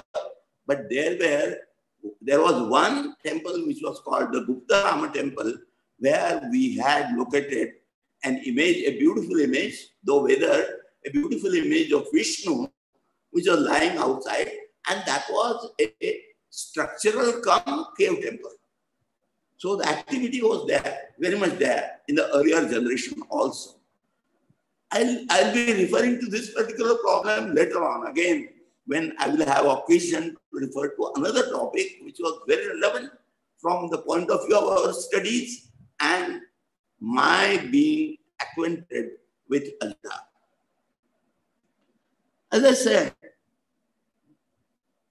my interaction with Walter helped me a lot in order to understand, because in order to understand the Vakataka monuments which are there in Madhya Pradesh. It was Professor Mirashi who first of all drew the attention in his corpus of the Vakataka inscriptions that there were temples which would have been done under the patronage of the Vakataka kings, if not directly, indirectly. Thereby he meant that some of the feudatories of the Vakatakas in Madhya Pradesh area, they were probably responsible for erection of temples. And these temples also will have to be taken into consideration. There was a temple, the most famous temple which he quoted was at the Parvati temple at Nasnakutara. And this temple, of course, regarding the dating of that temple, there was a lot of controversy. And it is still there, but there are some clues now to prove that they were definitely of the later Vakataka period. That is, you can say even after Harishena. Or you can say somewhat near to the time of Harishena. In fact, there is an inscription at Nasnakutara which says that Vyagradeva, who was probably Uchakalpa king, he constructed a pond there at Nachna. There are 2 ponds which are there, and the dedicatory inscription says that, well, Vyagradeva did this, and he was a vassal or a samanta of Prithvishena. Now, there are 2 Prithvishenas in the Vakataka family of the eastern branch. Prithvishena first, who is said to be of about 350 AD, and there was another Prithvishena who was the grandson of Pravasena II. Pravasena II is usually dated to something like 525 to or 525 to 550. And then in between, there is Narendra Sena, and after that, Prithvishena is there. So he might have been a contemporary of either Devasena or Harishena. And as our researchers told us, that these temples were probably, if they are the creation of that Vyagradeva, and if he was the contemporary of Prithvishena, and according to us, Prithvishena II, then in that case, those can be dated to somewhat a period which will be coming near to Harishena's period. They were contemporary.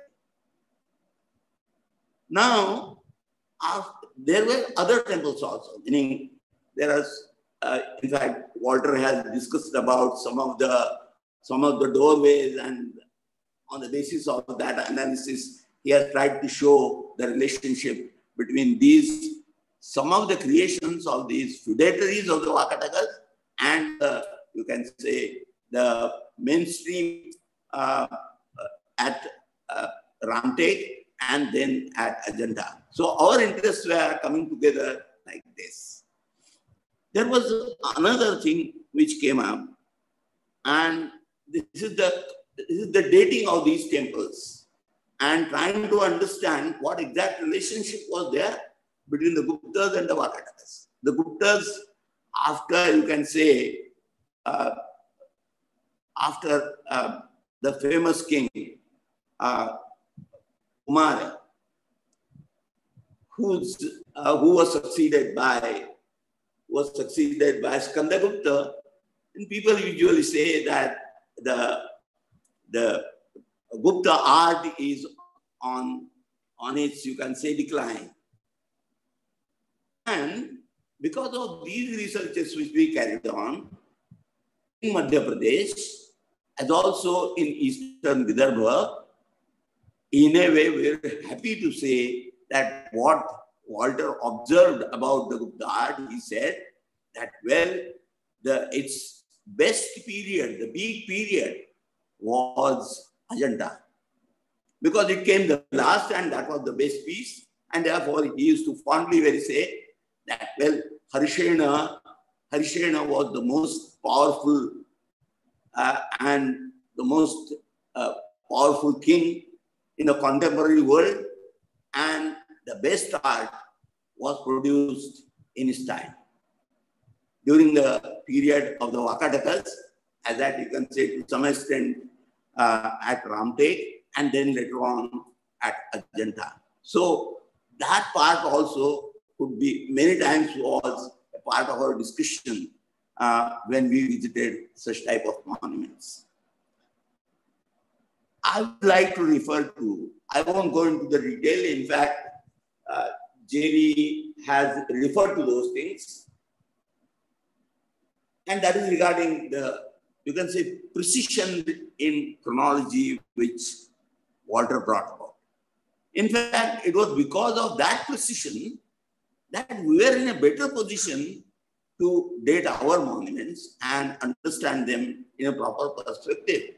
That is, all the time we had to compare some of the motifs which occurred in the Eastern Vakataka art and as they appeared later on in the at Ajanta. So this was a common point which we used to discuss. But then with the discovery there was another thing. There was a great discovery which was made, and that was at Mansar. And many times we used to discuss about it. Say, for example, that small Bhairavam image which was discovered at Mansar, it was in discussion all the time, whether what can be its period. But it was with the help of the way or the vision which he had given to us, we could understand the art at Mansar in a better manner. In fact, the work which was carried on by Dr. Jagatpati Doshi and his colleague, I forget his name now, his colleague, they brought about remains of a huge brick temple. They also brought to the notice the so-called Naramedha, which was probably done as a part of the sacrifice, and the Kurmachiti. So we are going into times which are earlier. In my own, for example, excavations and explorations which we made, we had found out we had gone up to something like Rudrasena II. That is, you can say about, say, something like 60 to 70 years prior to Ajanta.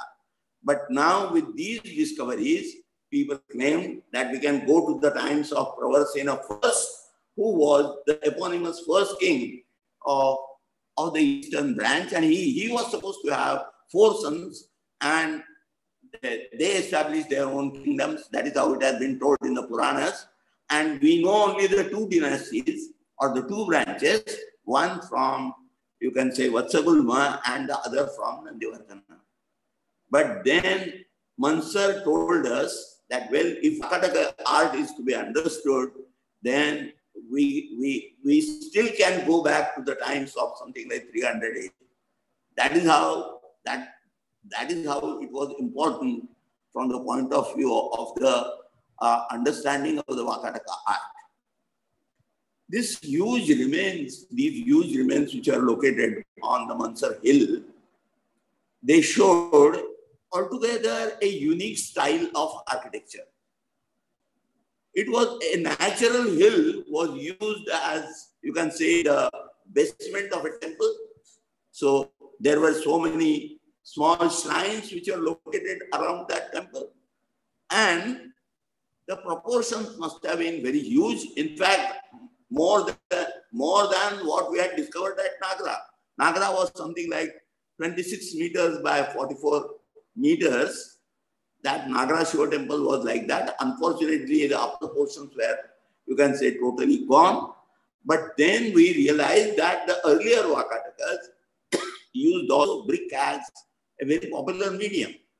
Then there was another which was there just in the vicinity of that newly discovered temple, which was supposed to be the site of the performance of the Ashwamedha sacrifice.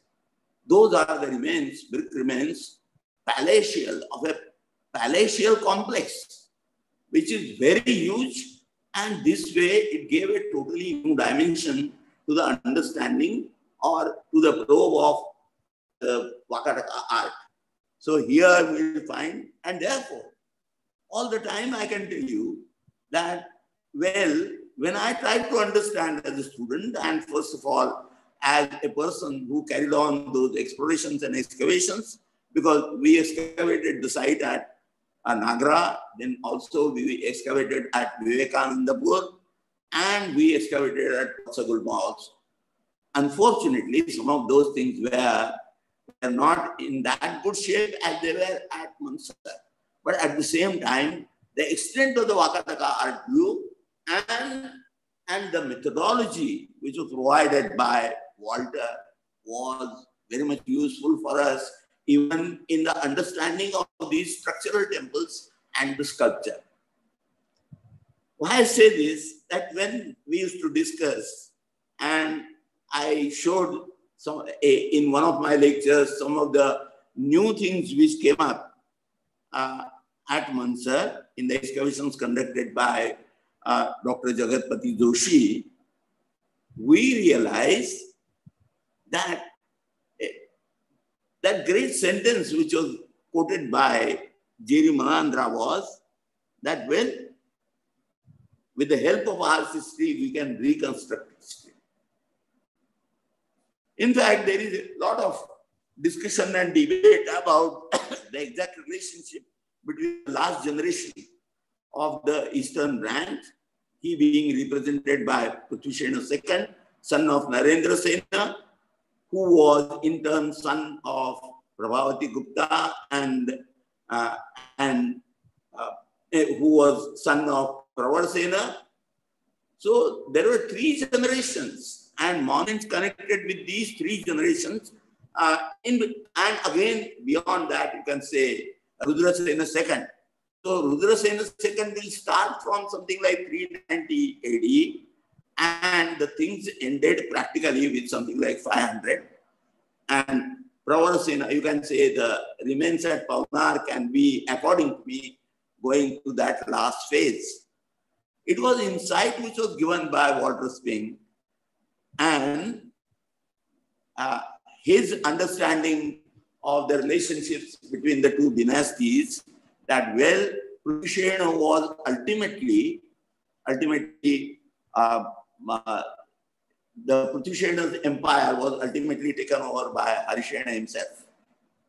And the proof was in terms of some of the sculptures which showed very close affinity with the Ajanta sculptures. And then, therefore, when I took a review of the art of the Eastern Vakatakas, it was very easy for me to build up the whole chronology, and the parallels were all the time there in Ajanta, either earlier or later, you can say, or contemporary. And this way, I would say that I personally very much got benefited in my own understanding of the architecture as also the sculpture of the Vakatakas because of my constant visit to Ajanta under the supervision, I would say, of Walter. I would simply mention only one point and how Walter's work is going to help us in different ways in trying to understand not only the art of Eastern Vidarbha, the art of the Madhya Pradesh, that is the areas which were under the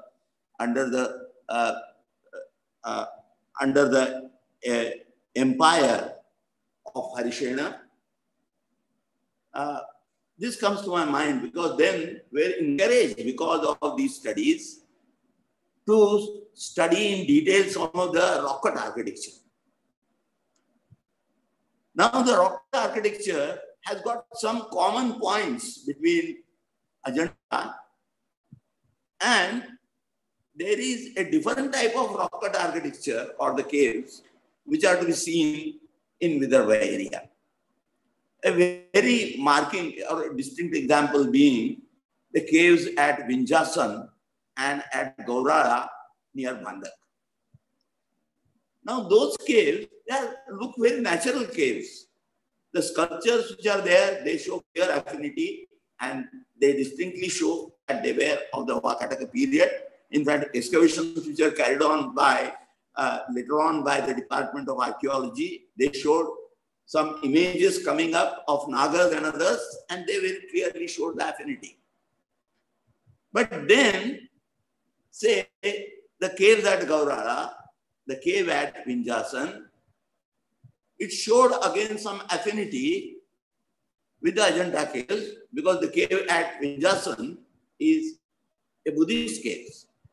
And it got two phases. The later phase shows the figures of Avalokiteshvara and others. And therefore, on the basis of our comparison with Ajanta, we could date the cave at Vinjasan in a different way. But all the time, this comparison was not going to help us. When myself and my colleague, friend, Mane, we took up a explorations or a project in which we wanted to survey the caves of Madhya Pradesh and Maharashtra of the Vakataka period. Of course, excluding those which are in Western India. When we visited Salbardi, the analysis and observations which are made by Walter, they were very useful for us. The late caves which are there in the vicinity of Ajanta, where myself and Walter, we had to climb up with the help of ropes actually, they were, according to him, of the late phase of Ajanta, even you can say to some extent after Harishena. Similar caves were found at Salbardi. And therefore the connection we could establish. But there are other caves which are more primitive.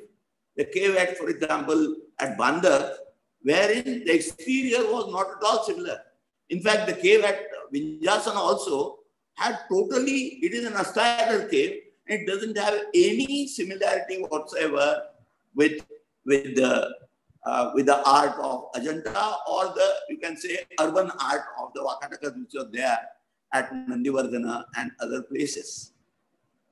Some of the scholars, because of this particular, they have, in fact, one is Chitre, and they have made a survey of the caves at Ajanta, the caves in Vidarbha area. They have noted down about 50 caves, and they have shown that probably they have, in fact, surmised that these caves must have been of the period of Shakshatrava period, which is anterior to some of the caves even in Western Maharashtra. And therefore, they put forward a theory saying that, well, the art of excavating rock cut caves came from Vidarbha to Western India.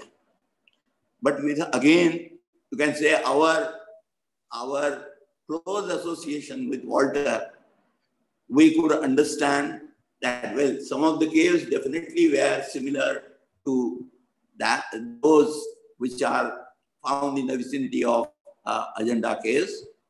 They carried on that tradition because of the Vakataka association. And as I told you, that probably when Harishena claimed that, well, he was the sovereign king of Sakuntala, Avanti, Kalinga, Kosala, Trikuta, Lata, Andhra.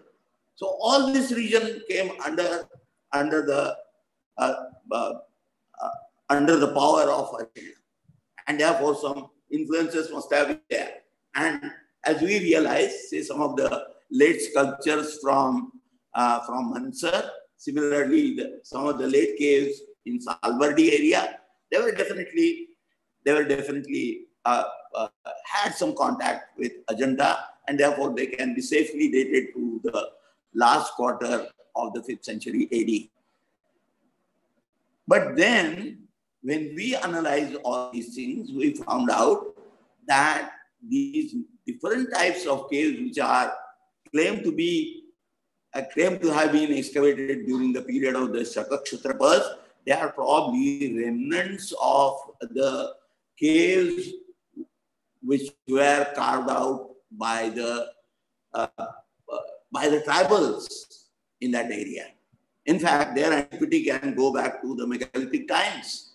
And therefore, there was another tradition which was there of cutting caves into the rock, and such as the caves at Bhivkund, or for that matter, the other caves, which were of the megalithic period, but they were brought into use in the Vakataka period. For example, the caves at Devrana, there is an inscription of the Vakataka period in Shankarlipi. And as we know, Shankarlipi is evidence even at Ajanta in cave number 20, in cave number 19 or nearby. So that proved, and such inscriptions were also found near Mansar, and therefore we could say that, well, this art of cutting caves into the rock which was probably a practice of the megalithic period and continued by their descendants in the later times. This art was also in a way to some extent patronized by the Vakatakas. And this way, when we visited Panchamadi, we found out that the caves at Panchamadi are of the Vakataka period, and probably they show some affinity with some of the caves at Kanheri. And as Suraj has done his work, Dr. Suraj Pandit has done his work, and now he has come up with a hypothesis that the particular type of plan we can associate with it, with a,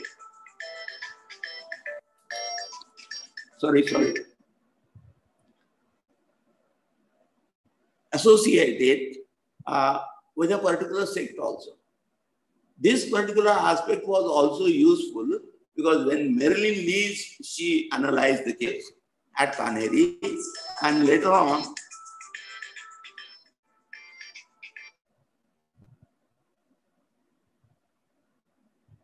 sorry for the disturbance, but I have to keep it for my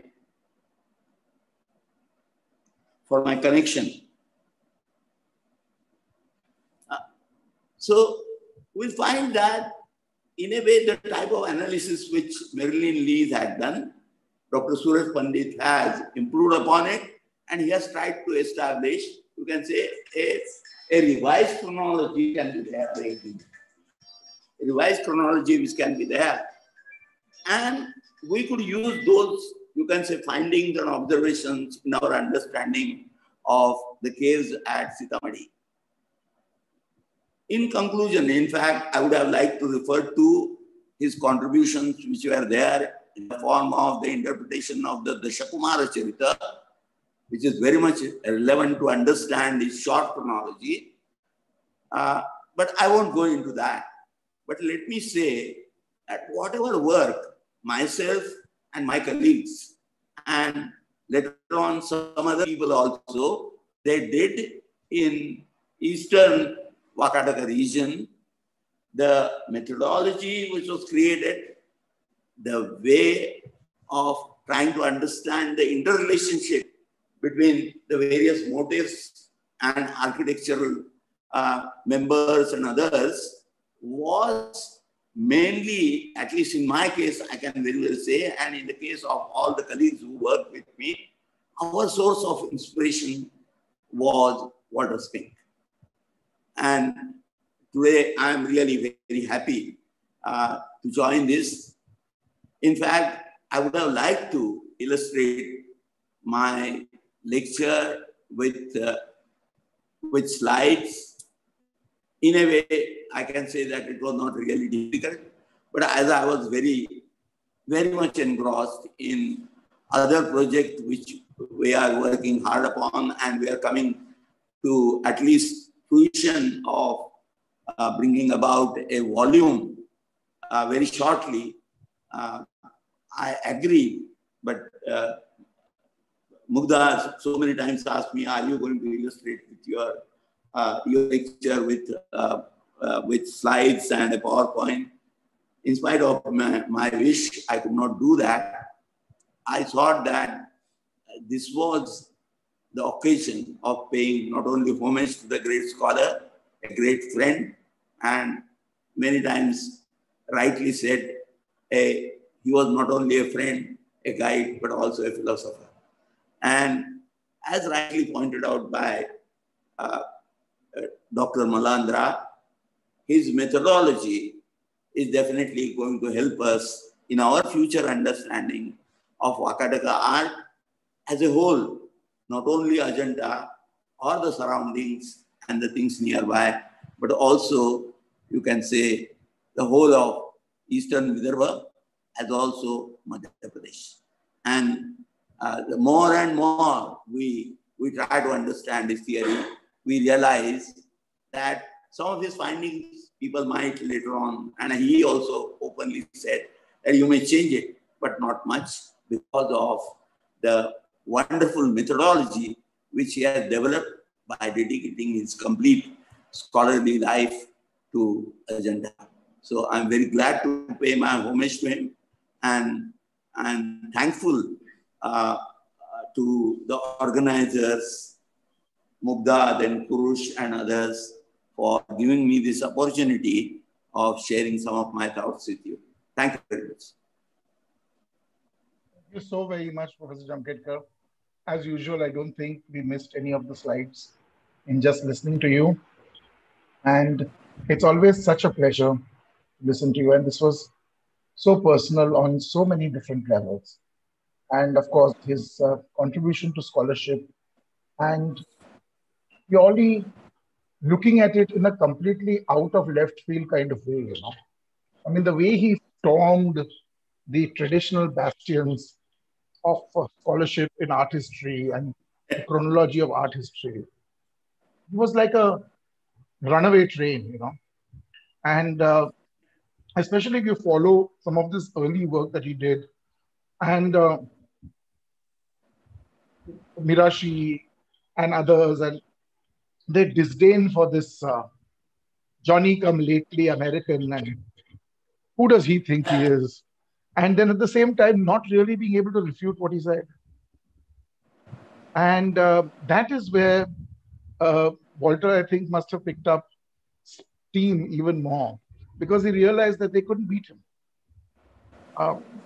Not in the playing field. They had to, you know, sneer at him instead. So, I mean, Mirashi, I mean, not taking anything away from Mirashi's scholarship at all, but thinking of the way so many of them and so many of the earlier scholars had been so careful in their chronology and used these sweeping statements of 400 years and 500 years.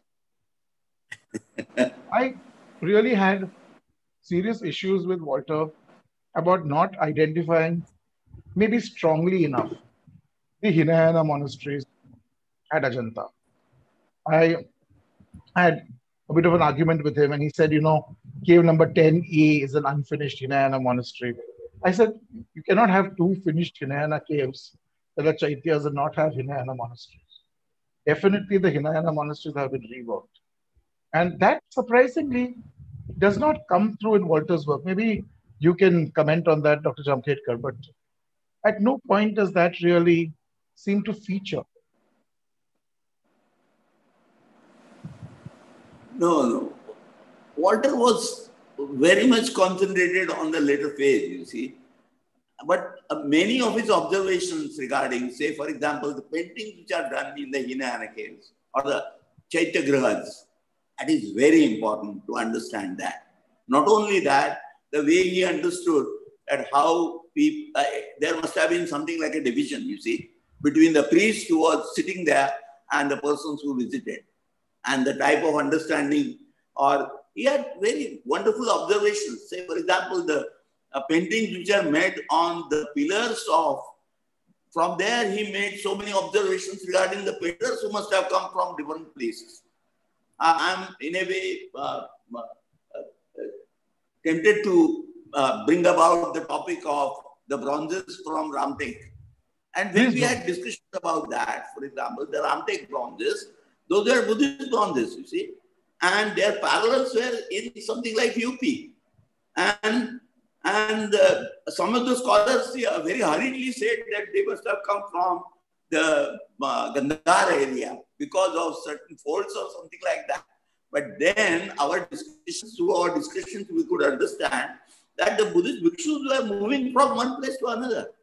Many of the images were carried as votive images in daily worship or something like that. And therefore, you cannot draw such conclusions. But he was so attentive many times regarding different aspects, you see. It was not for nothing that he emphasized, for example, all the time, that cave number 4's patron was Mathura Das. So there was some connection with Mathura. And the analysis which Geri gave, it was wonderful, you see, that, well, his, again, idea about excavation. He said it is from front to the back, and therefore naturally the last layer is the back side, and therefore the images, they are the last, and therefore they will be the there must be the latest things. So this way he made us think, you see. Otherwise, we are simply saying the cave was made by one person in one period or something like that. He aptly quoted examples from Nasik, wherein the Devi cave was done at least associated with two patterns. That is, one, the grandfather, and the other, the grandson. So this way, he was all the time active. Can you imagine? Once he had asked me to bring a specimen of a plaster which was done on the caves of Dharashiv. He wanted to have it analyzed. I don't know what exactly happened afterwards, but probably again, coming back to that, even though he did not believe in a way totally, because fine type of chronological analysis cannot be done with the help of C14 samples or something like that. But at the same time, he never left any topic untried. That was his great thing. And if at all we have learned something, if at all we are in a way successful, it is to a large extent because of him, because of his insights.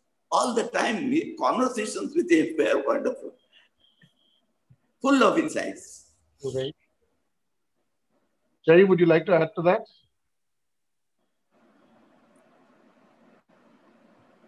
She has to unmute herself. You have to unmute yourself, Geri. There, is that better? Yeah.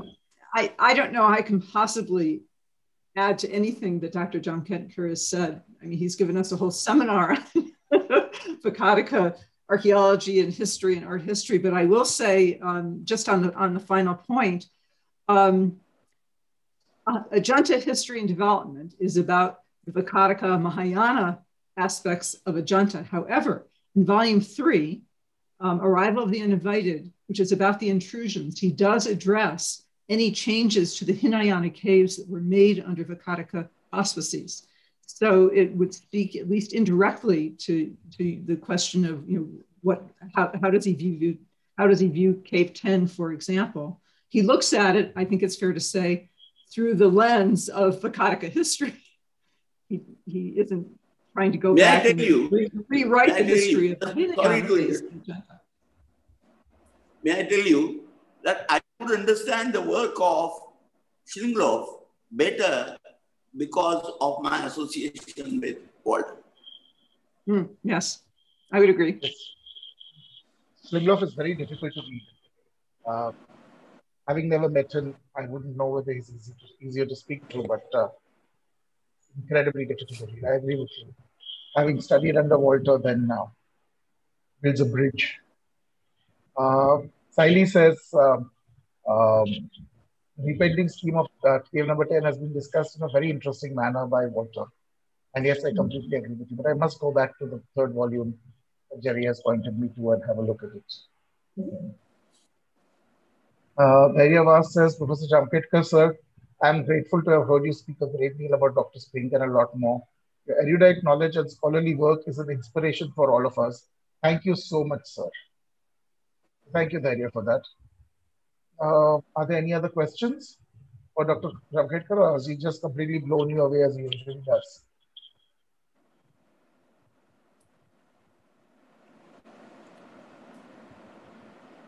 May I make one observation? Please, please.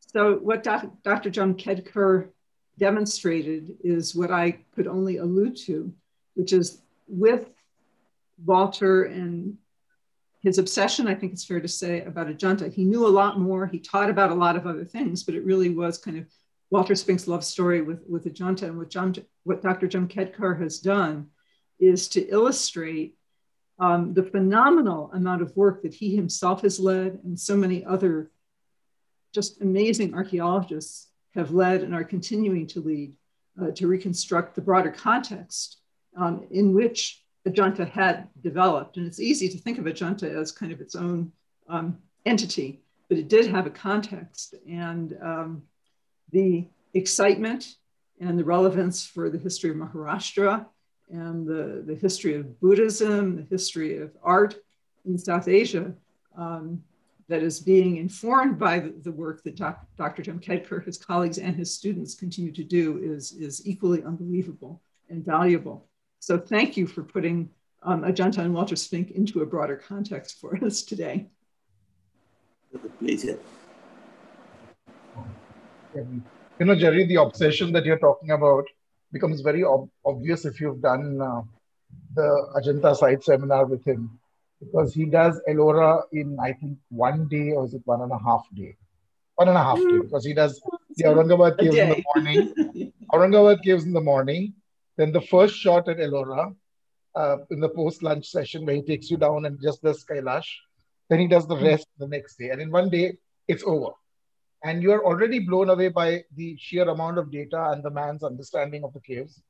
And then you go to Ajanta and you're wondering what you're going to do there for the rest of the 6 days.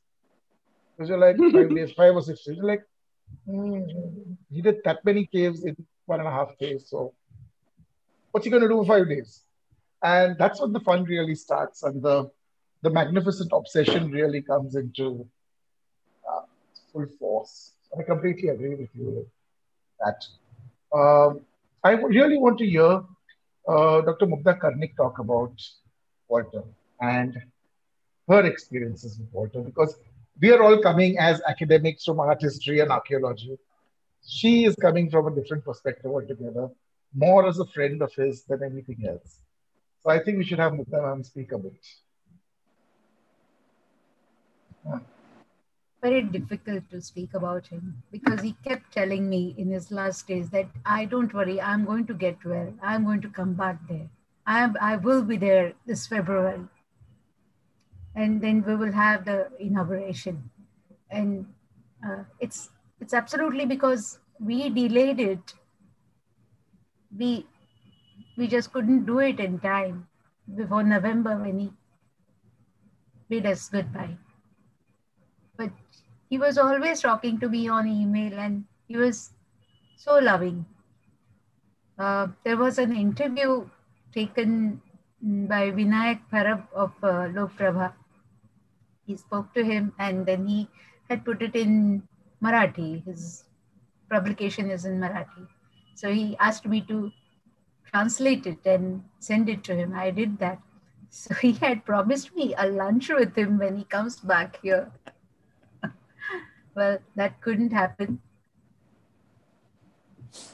I'm just blessed that he was a friend in his last years. Of course, I have not seen him in his full glory as you have seen. I came in touch with archaeology as such quite late. That's not my field. I just got into it because of my extramural work, but it's something great that I had because of disconnect. Dr. Jamkhedkar, Geri, Walter, and many others. I would say these are my achievements in a way. But I do miss him. You know, I still remember when we proposed. So we proposed one conference, and that was a national conference.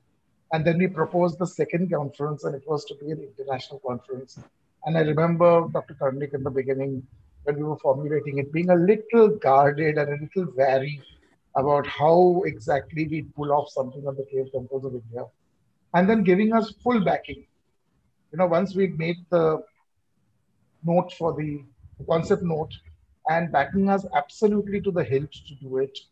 And all the students and the faculty and all our friends and all of you all who came for it.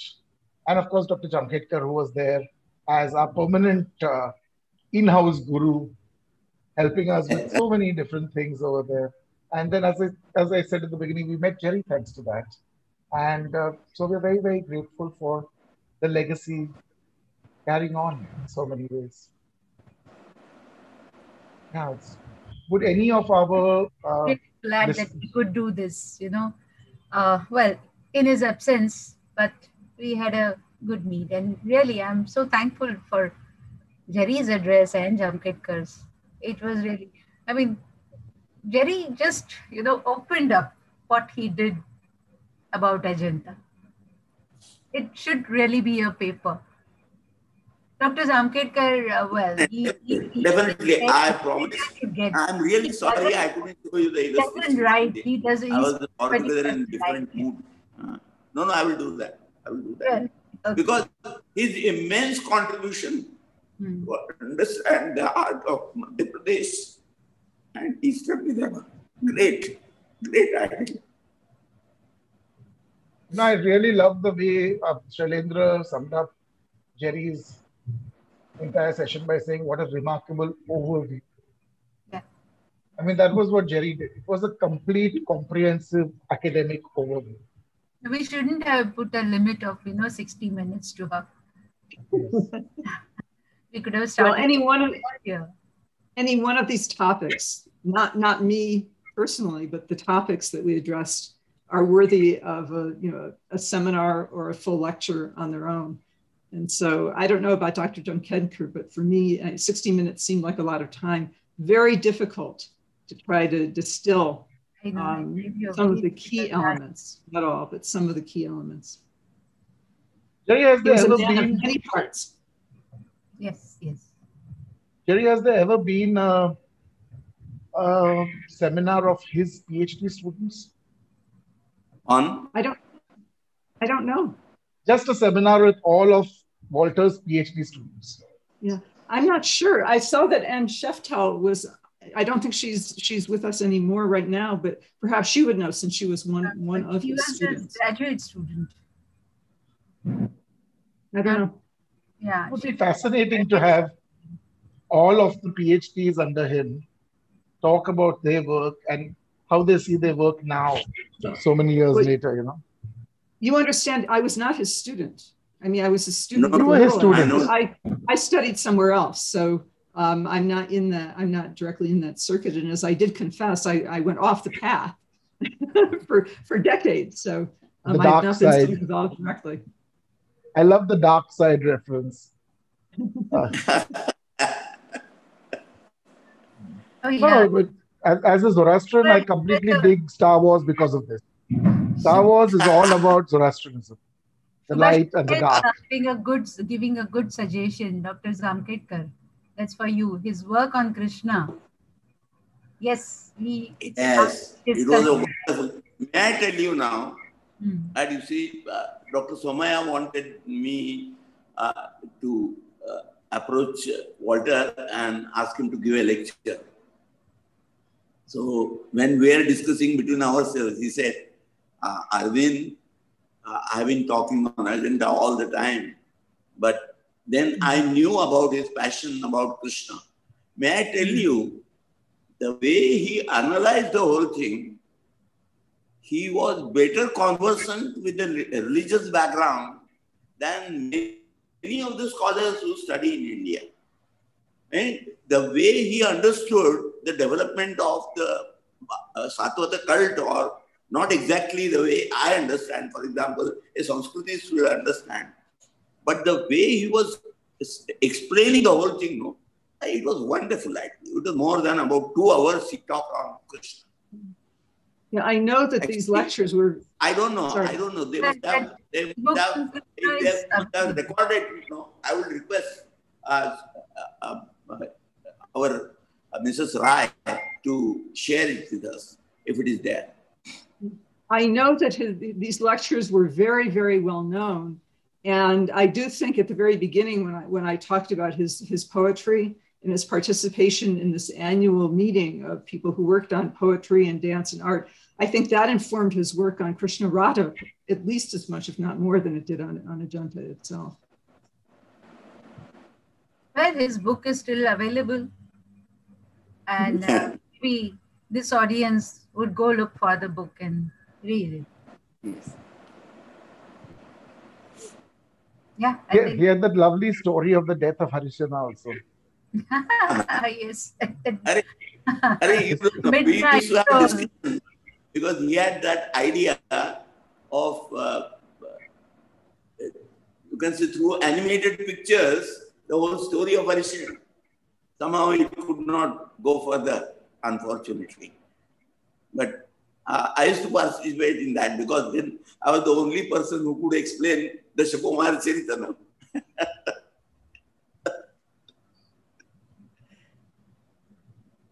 So, Dr. Saryu Kamath has a question for Dr. Jamkhedkar.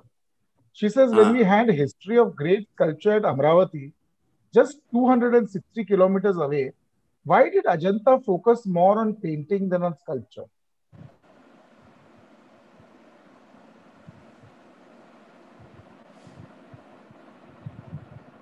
I think to some extent, meaning the answer was given. Cave number 26, for example, has more sculpture and decorative also. And Burgess makes an observation that the probably the tradition was taken to Ellora. So, because it could be, especially when Kailas was a monolithic monument. So on the exterior, they should use, and they have used it very well, they say. That is also what Burgess said very long back.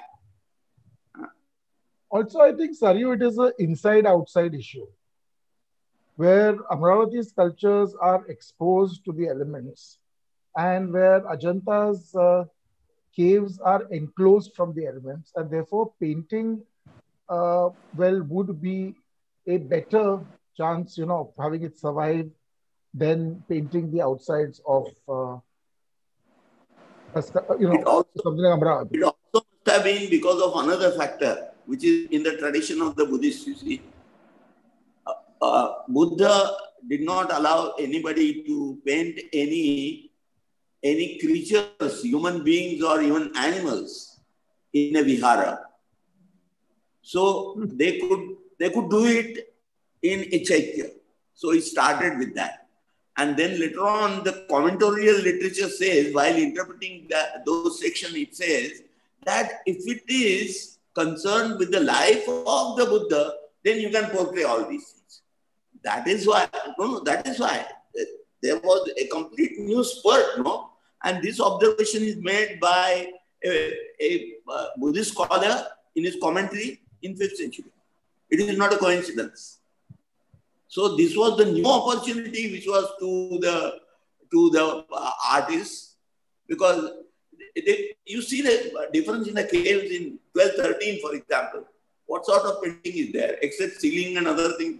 Nothing can be painted, no? Or even cave number 16, wherein the pillars are painted, but the decorations are simple creeper and other type of designs.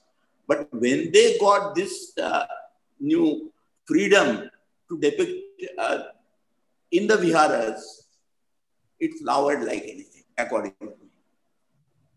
Earlier, it was restricted only to the chaityas, and that is why all the early paintings, they are in the chaityas only and not in the viharas. But in 5th century, they come with a great gusto in the viharas. May I add to that? Everybody's aspirations. For example, when I think about cave number 17 and 16, so there the paintings are there very much connected with Vishwantara Jataka. That is the aspiration of the pattern, because that was the penultimate birth of Buddha. So he wanted to be like Vishwantara, and therefore Vishwantara's things are emphasized. His activities of dana have been told specifically in the inscription. So all those aspects we will have to take into consideration. And that was a great thing. Of course, Ajanta is great. What to say? Yes, Geri was saying. All these things will have to be explained.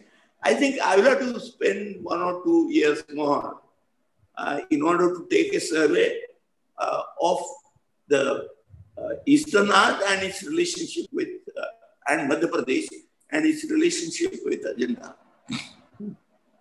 I have taken a small review in one of my, you can say, presidential addresses in the Artistic Congress, but I will take an exhaustive one now. May I add to this? Please, Geri. So, Dr. Spink did this to some extent.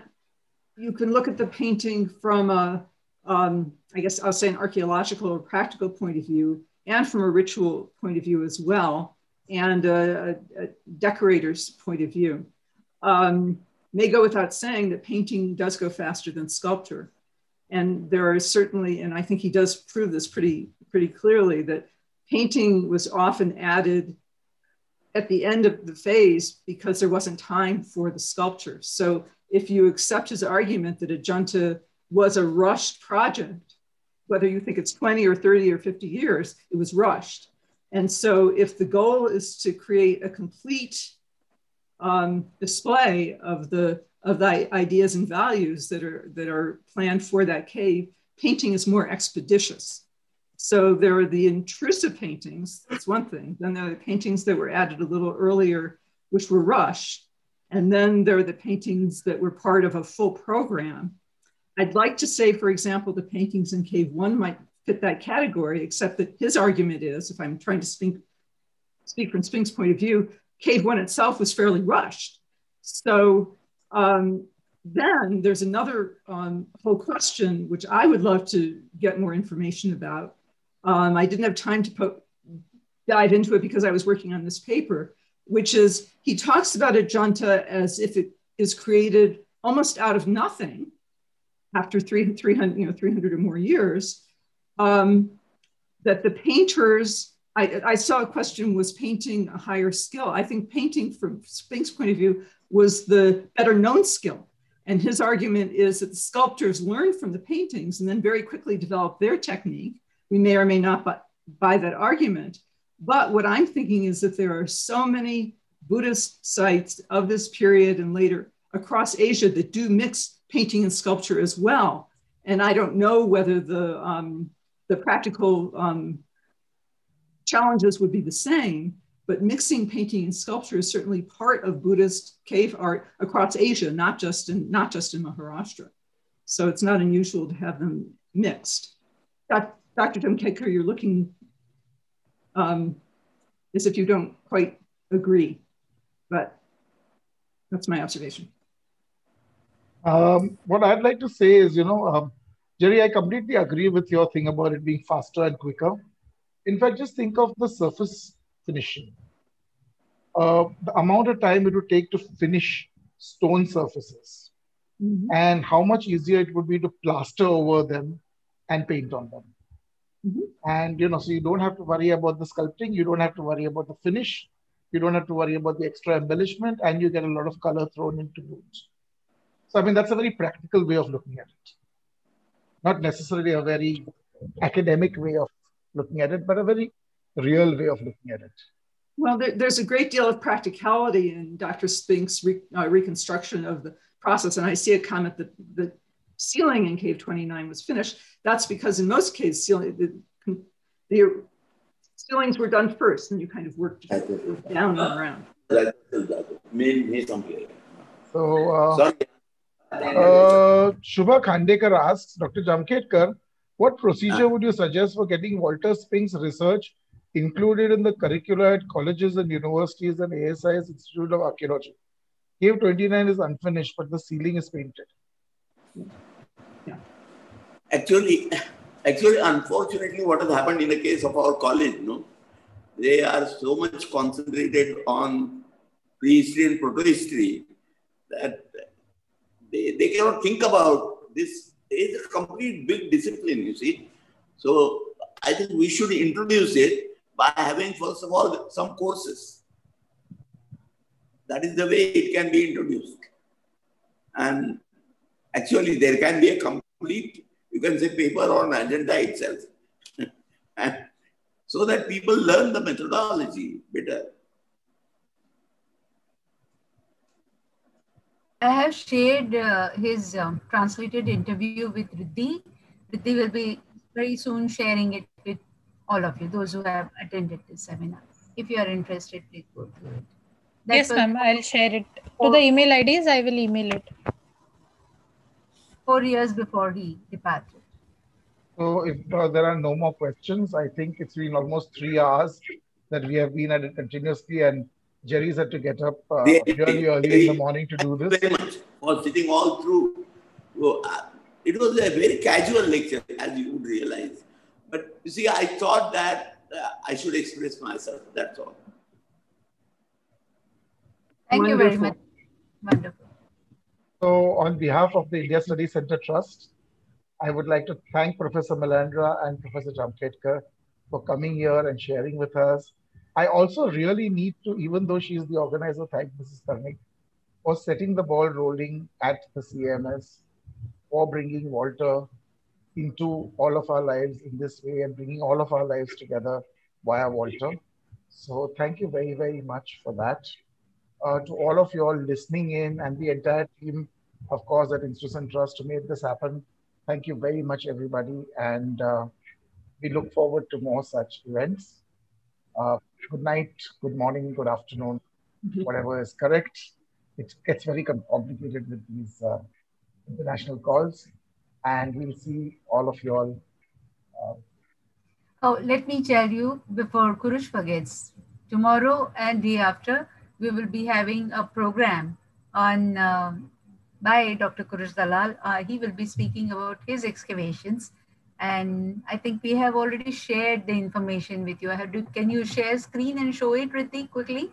Yes, ma'am. And also on 18th, from 7:30 to 9, we have a special free lecture on the geological event, the climate event, whatever you may call, but it is a geological event necessarily, but climate has added to it, about the Himalayan landslides. Professor Dr. Durai Swami will be speaking about the landslides and the disaster that happened recently. So please. Pair of lectures will also be free tomorrow and day after. Yes. I'll be talking about the excavations at Sanjan and Chandor that I have done. So for those of you all who would love to sign up for that and come and listen to me, I'll be very happy to have you there. And of course, it's from 5:30 to 7. And Raymond Doraiswamy's lectures, I mean, he's brilliant at what he does. So if you have any inkling and any love for geology, geomorphology, and natural phenomena that are of the geological kind, I think it will be a phenomenal lecture to listen to. So once again, thank you to everybody. And we look forward to seeing you tomorrow and the day after that. Thank you very, very much. And let us remain in contact. Geri, let us remain. Thank you. Thank you. The links are put up in the chat box for anyone who wants to see the and register for tomorrow's and day after tomorrow's events. Thank you, Riddhi. Thank you. So, thank you, everyone. Good night. Good night. See you. Riddhi? Yes, Alan? Just stay online for 1 or 2 minutes till people can copy the link from the chat. Okay, okay. Yeah. Dr. Jamkhedkar, you may leave. No problem. Thank you. Thank you. Geri, you too. Thank you very much. I'll be seeing you too.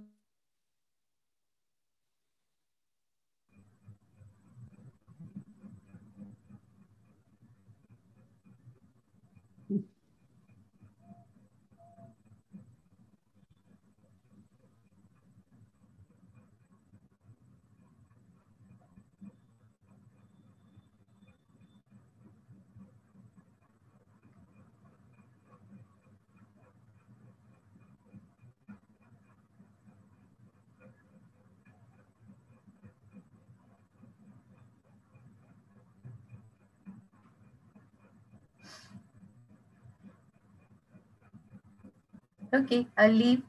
Thank you, Riddhi. Thank you, Alan. Radha, Anirudh. Yes, ma'am. Good night. Thank you very much. Thank you, ma'am. Good night. Good night.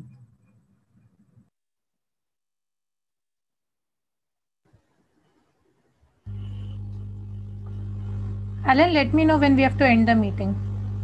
I think we can close it now. Okay. Thank you. Thank you, everyone. Thank Hope to see you tomorrow. Good night.